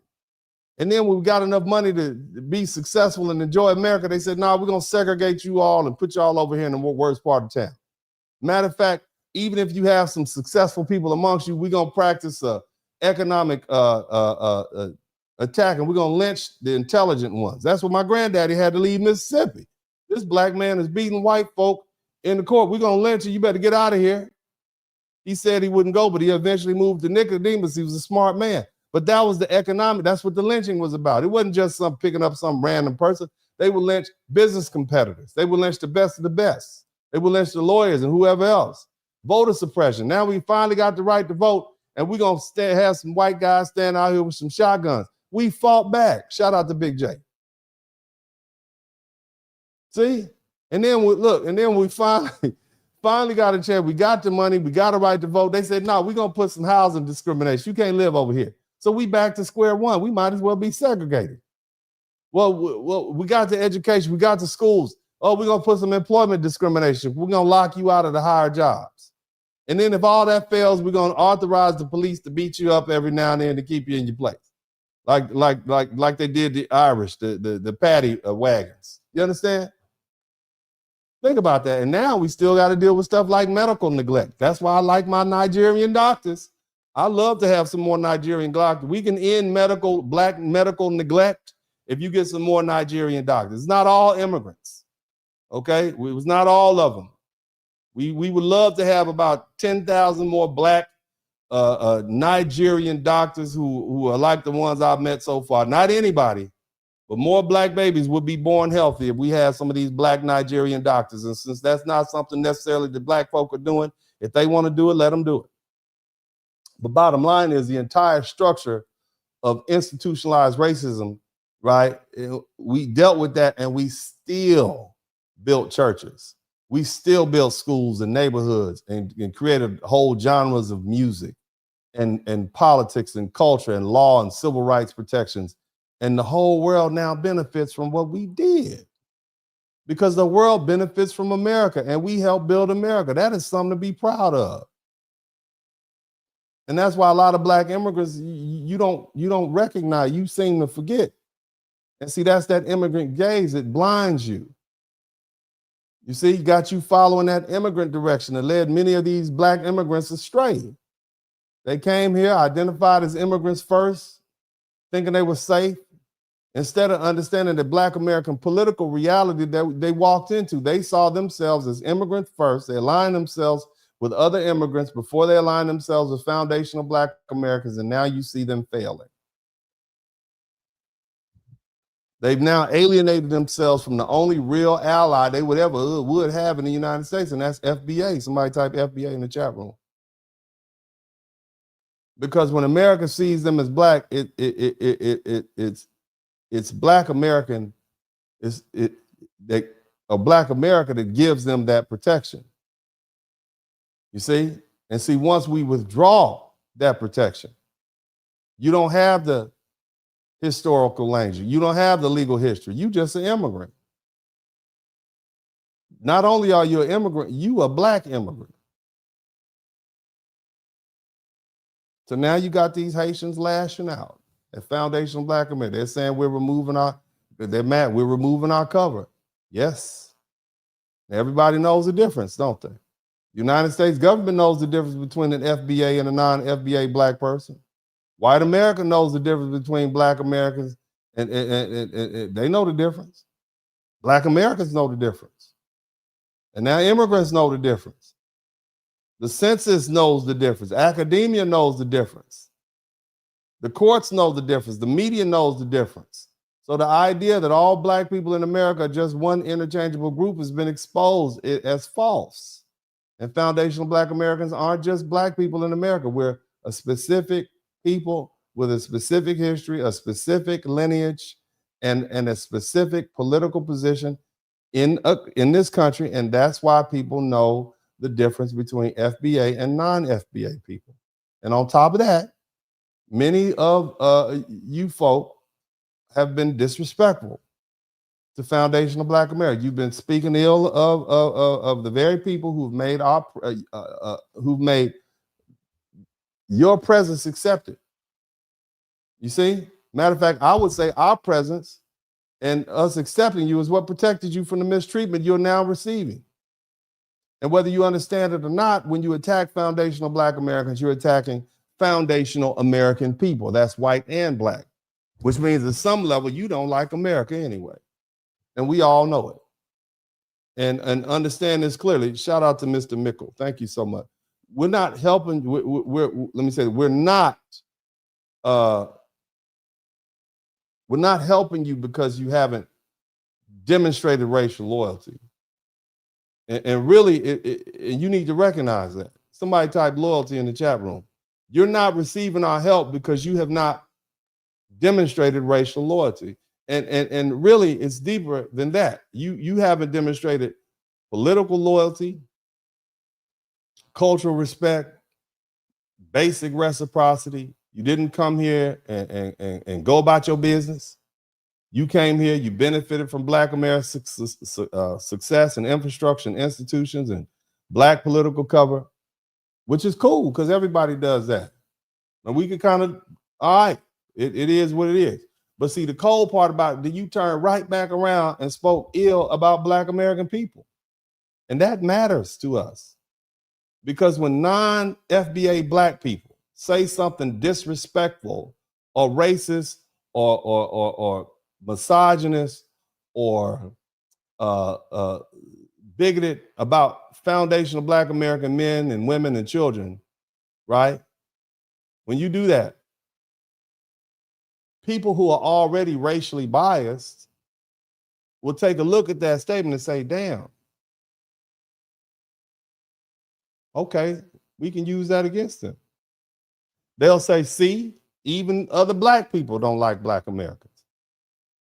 Even Africans say this about Black Americans. Even Caribbeans say this about Black Americans. Even Haitians say this about them. Even Nigerians say this about them. And so you make our life harder. And see, that's why that term tether popped up. You tethered yourself to the Black American experience. You use the resources and language and protections and institutions and opportunities you created by foundational Black Americans. You believe, you benefited from our hard work. You benefited from our moral authority of our oppression. You benefited from the legal category that our ancestors forced this country to recognize. And then after latching onto all of that, you had the unmitigated gall, the nerve, okay? The nerve to denigrate and disrespect us. That is tethering.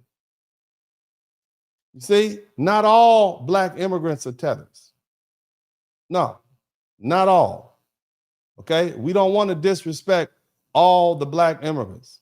We got much love for Black. I'm always with the melanin. Somebody type melanin in the chat room. This is not for all Black immigrants.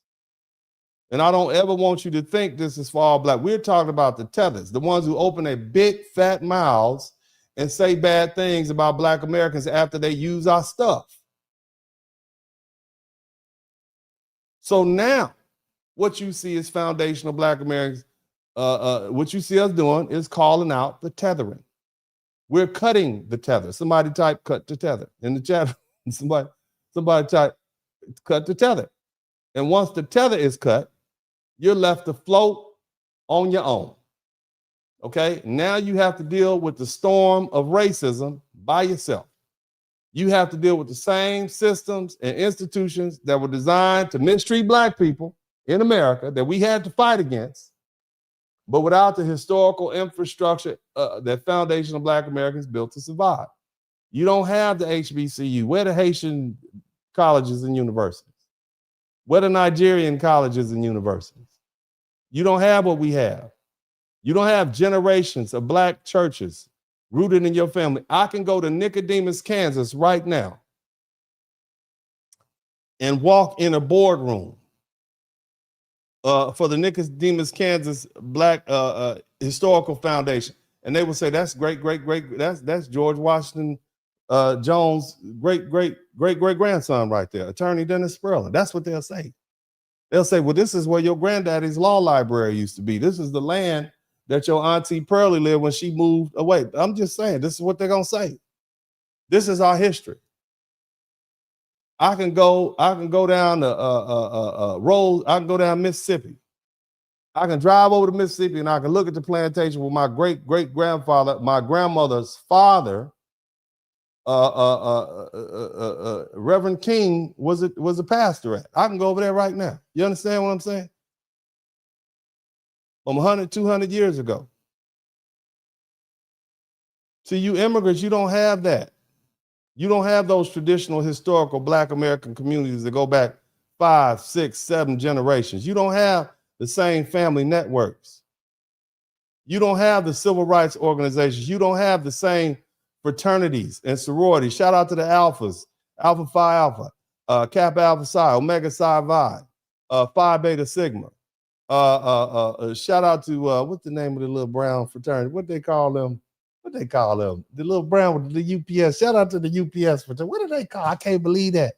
I'm so sorry. I don't mean to dish. What they IOTAs. Shout out to IOTAs, man. Shout out to y'all. Shout out to the AKAs and the Deltas. Shout out to the Zeta Phi Beta and the Sigma Gamma Rho. Shout out to y'all. Those are networkings. Those are professional network organizations. Your son need a job working at a law firm, and you got a fraternity brother who knows a Q-Dog, who went to school with a Kappa, who runs Johnny Cochran's law firm. That's how you do it. They wouldn't let us do that before, so we had to create our own old boy, old girl networks. This ain't about fun and games. You think it's about jumping and marching and whatnot. Shout out to the Jack and Jill organization. Shout out to the Links. You understand what I'm saying? You always talk about Boulay. Boulay is an organization that I think is 100-some years old, where Black men of substance and money and wealth got together and they said, you know what? I want my daughter to marry your son, or vice versa. And what we're going to do is we're going to set this up for them so that our grandchildren together, that's what that was about. You think you're going to meet a good man for your daughter in the grocery store? Is that what you think? That's not how that works. All of those organizations, that's how we got by. That's the infrastructure. That is the institutions that we use to survive and thrive. Again, you don't have the same family networks. These immigrants, you don't have that organization. You don't have what we have. You don't have the political machines. I don't care how many Kamala Harrises and Barack Obamas you put up there. They will never be us. Y'all don't have the same neighborhood member. You don't have the same institutional inheritance. That's why your experience is going to be different, because the institutions matter.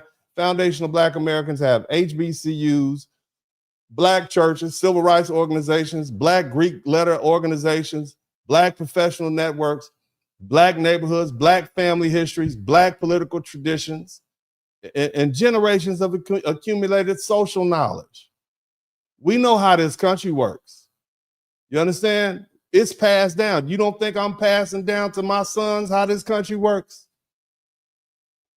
You don't think I'm paving the way so that my grandchildren, he can help pave, all three, they can help pave the way? This is how we survived for centuries. That's what they don't understand. See, they thought being Black alone was enough, but Blackness without institution doesn't protect you. Blackness without history doesn't protect you. Blackness without political discipline doesn't protect you. Blackness without reciprocity doesn't protect you. So when foundational Black Americans collectively decide to remove our institutional acceptance, our political machine, our educational machines, our churches, our neighborhoods, and our social protection, there's not much left you all can stand on. And that's not us being cruel. It's just, it's because that's the choice you made. You immigrants chose to distance yourself from us. You chose to speak against us. You chose to treat us like the bottom group in America. You chose to tether yourself to our struggle when it benefited you and untether yourself from us when it came time to show respect. So now we're making the separation clear. See?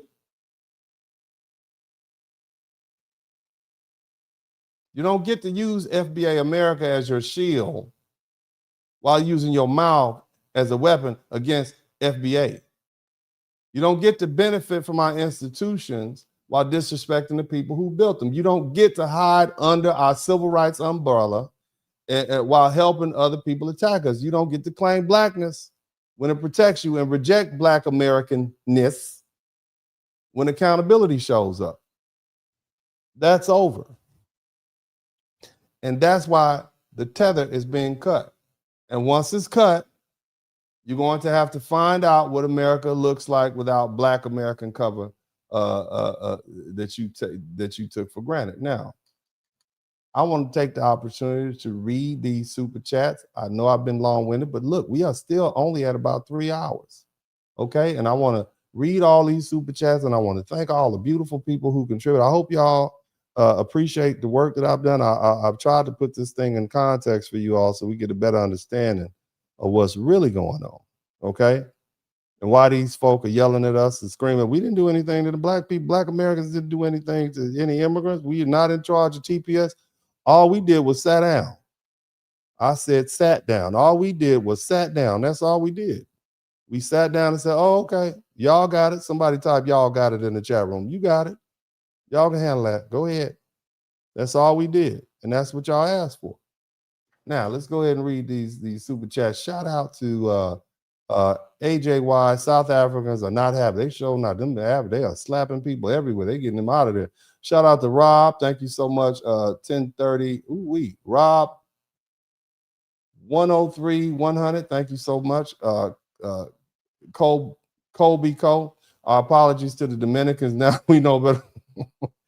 Yeah, we've been talking bad about Dominicans for a long time, but apparently, we might need the Foundational Black American contingent might need to send an apology letter in Spanish to the people of the Dominican Republic because it seems to me that we've only been hearing one side of the story, and we have had to see for ourselves in regards to their dealings with the Haitian people, because these people they're very rude, very, very rude to Black Americans, and it's not something that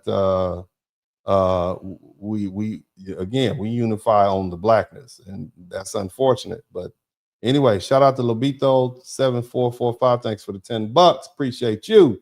Queen Lioness of Judah. They have caused many problems for us. They must go. Ooh, yes, Lord. It's a lot of black people that didn't vote for Trump, but they still like some of these policies. And Queen Lioness of Judah wants one. And anytime you got black people out there saying stuff like that bold, I'm just basically telling you how they feel. I'm just trying to put it.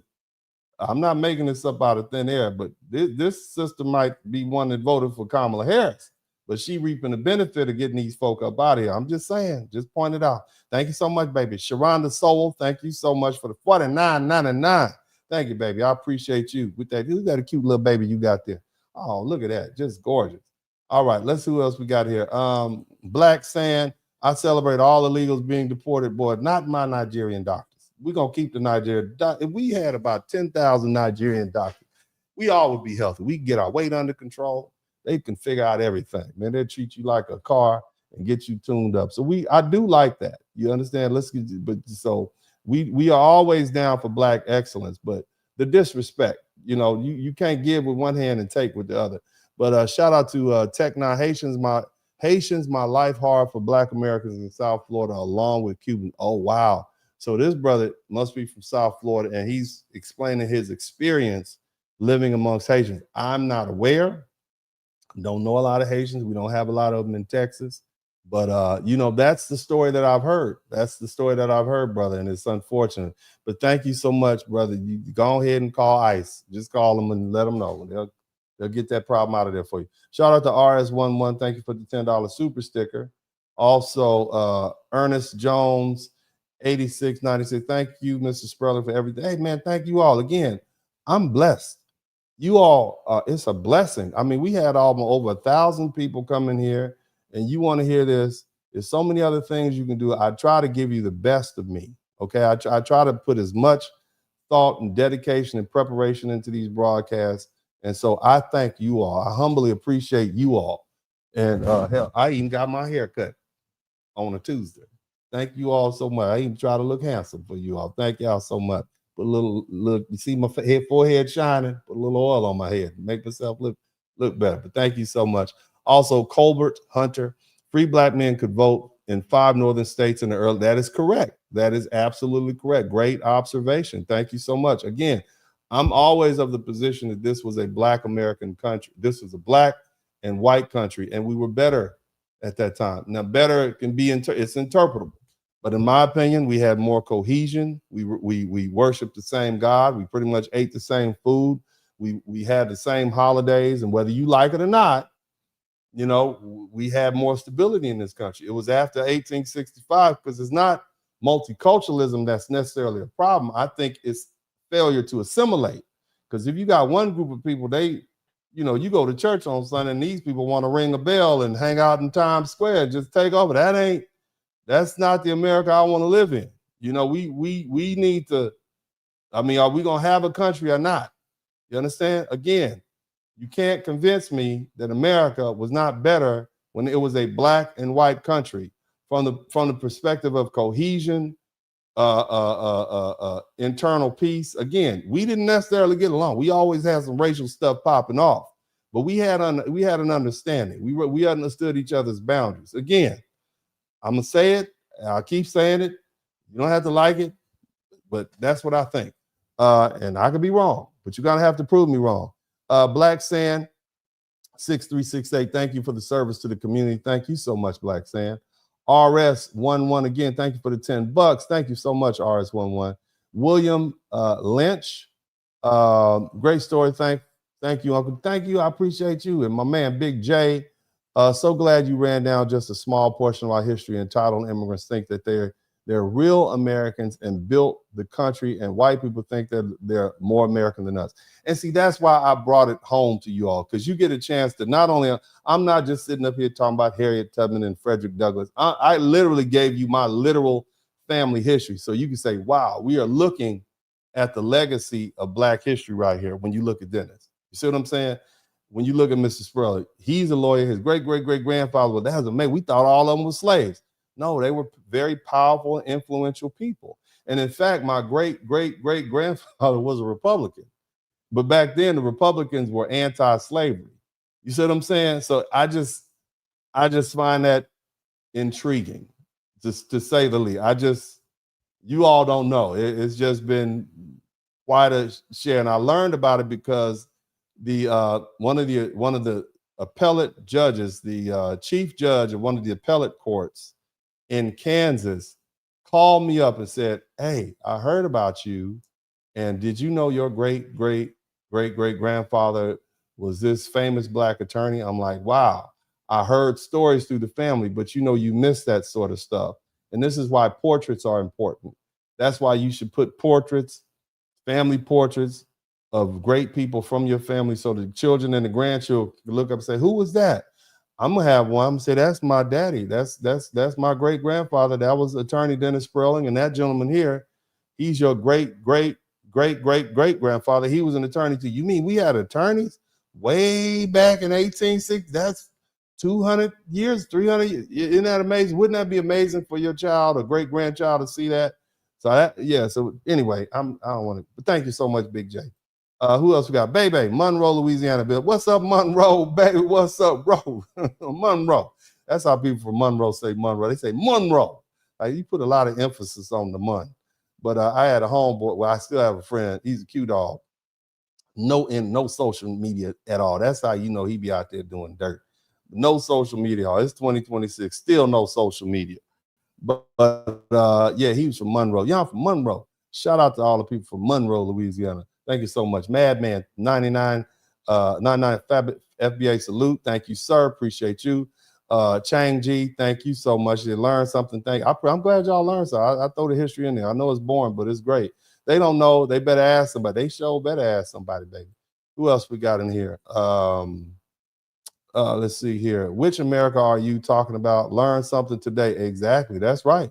Don't let these people come in here and tell you, Jacqueline, that they immigrants great. Which America are you talking about? Because the America that I know, by the time these folk got here, was already built, and blood was already shed.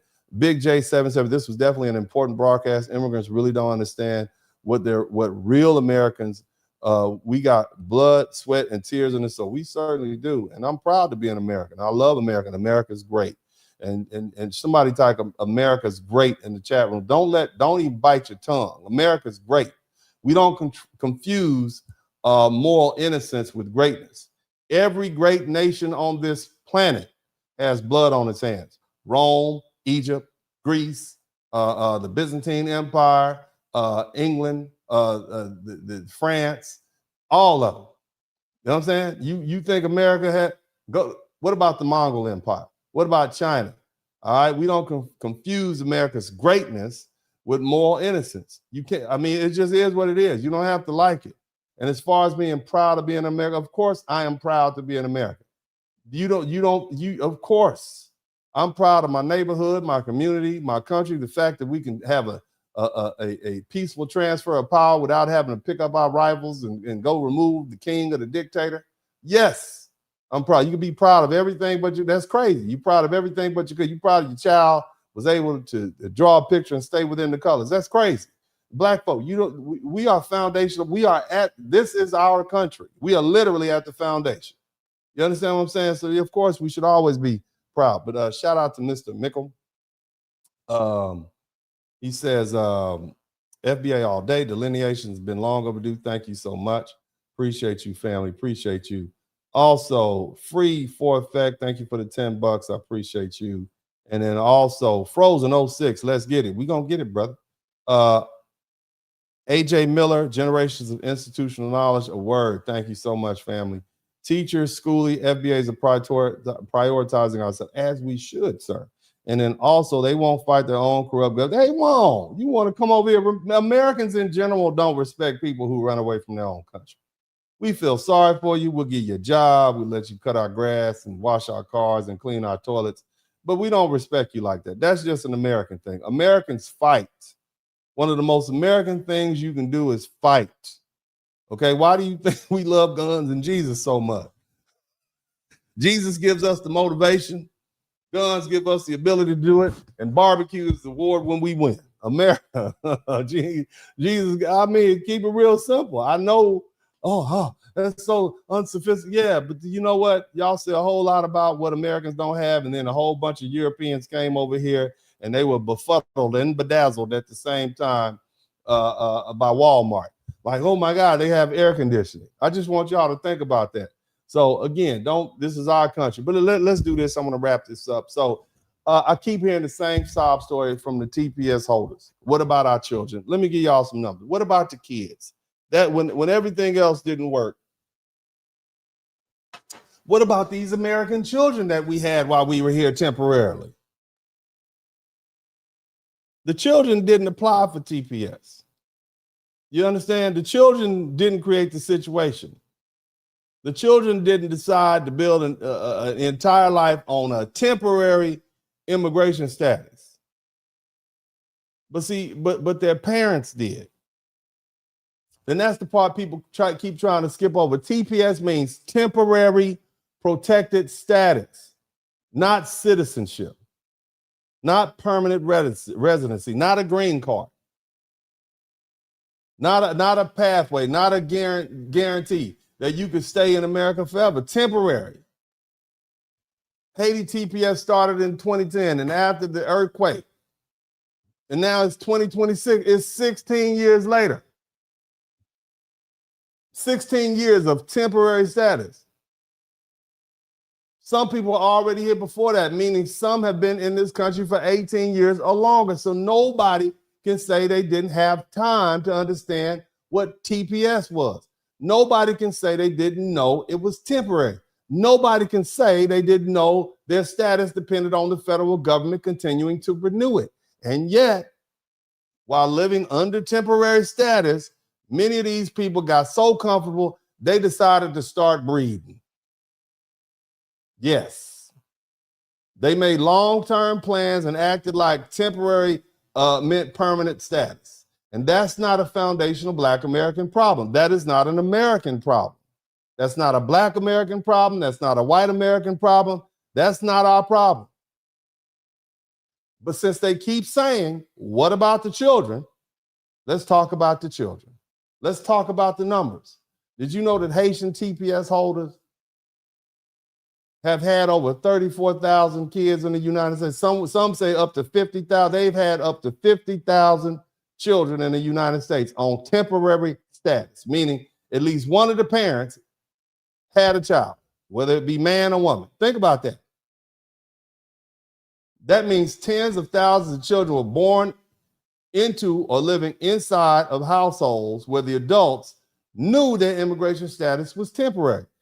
tens of thousands of children now being used, right, throwing them up in the media as an emotional argument after their parents spent years acting like temporary status meant permanent status. The children, it's not their fault. But my question is this: whose fault is it? It certainly is not it's not Black Americans' fault. We didn't create it, and we didn't make that baby with you. We didn't create TPS. We didn't terminate TPS. We didn't issue the Supreme Court decision. We didn't revoke anybody's work permit. We didn't tell anybody temporary protection was a citizenship status.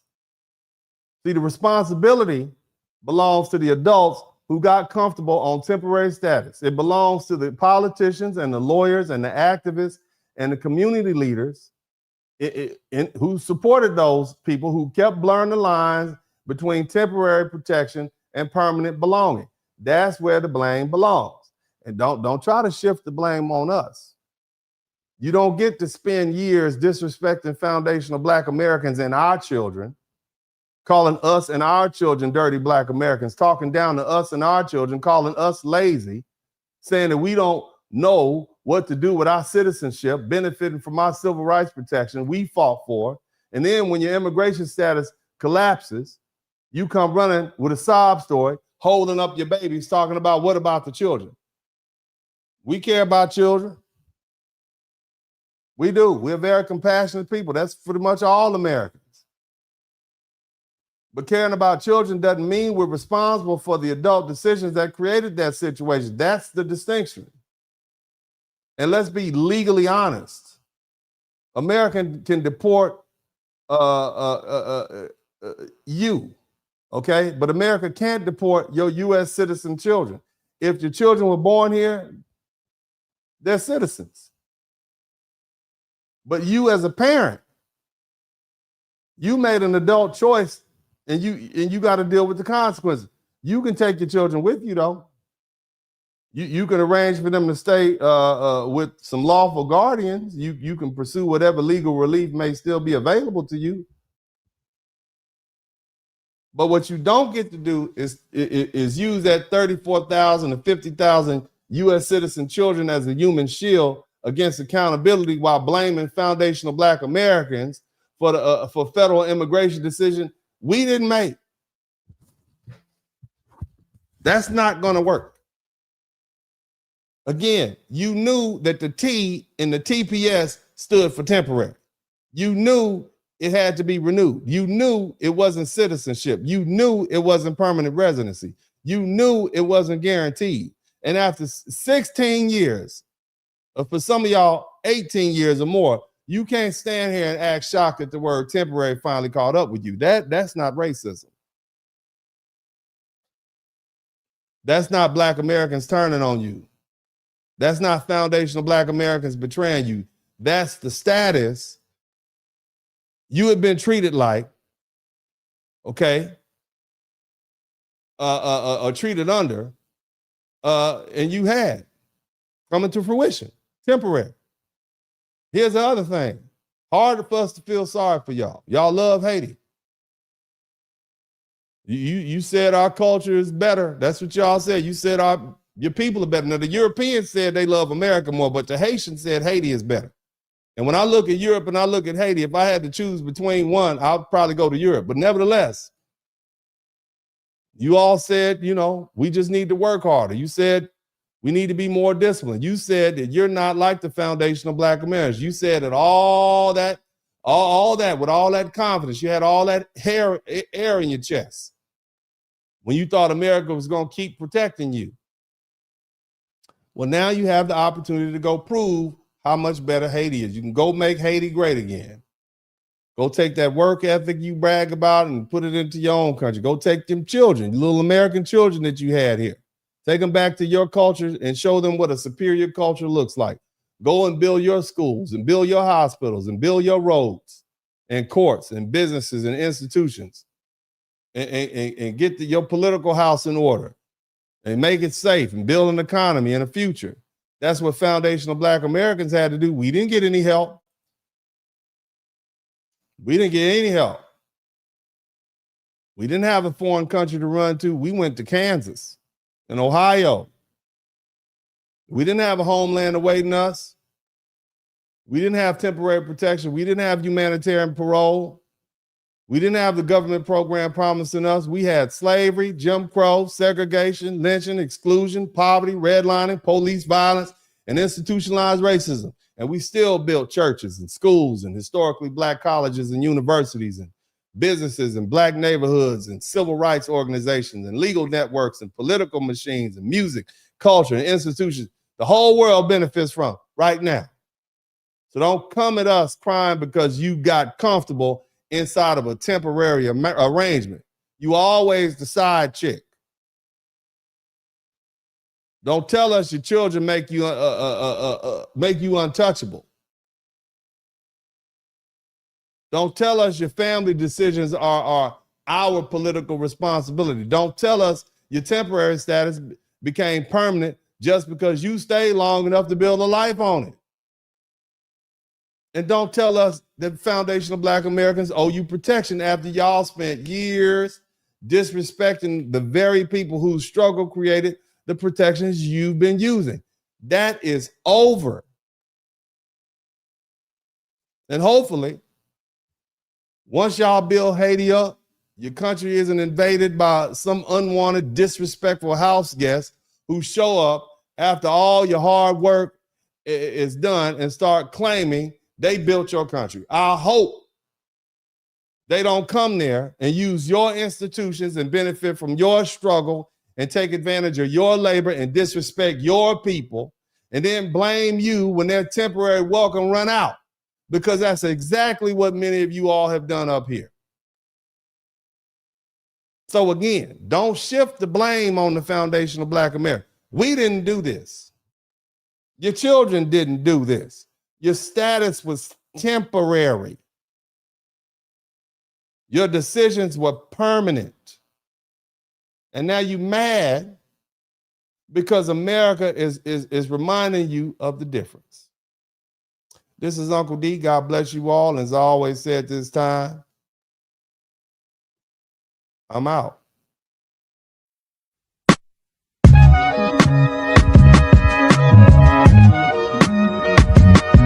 In the Spurling podcast, hit the like button, subscribe.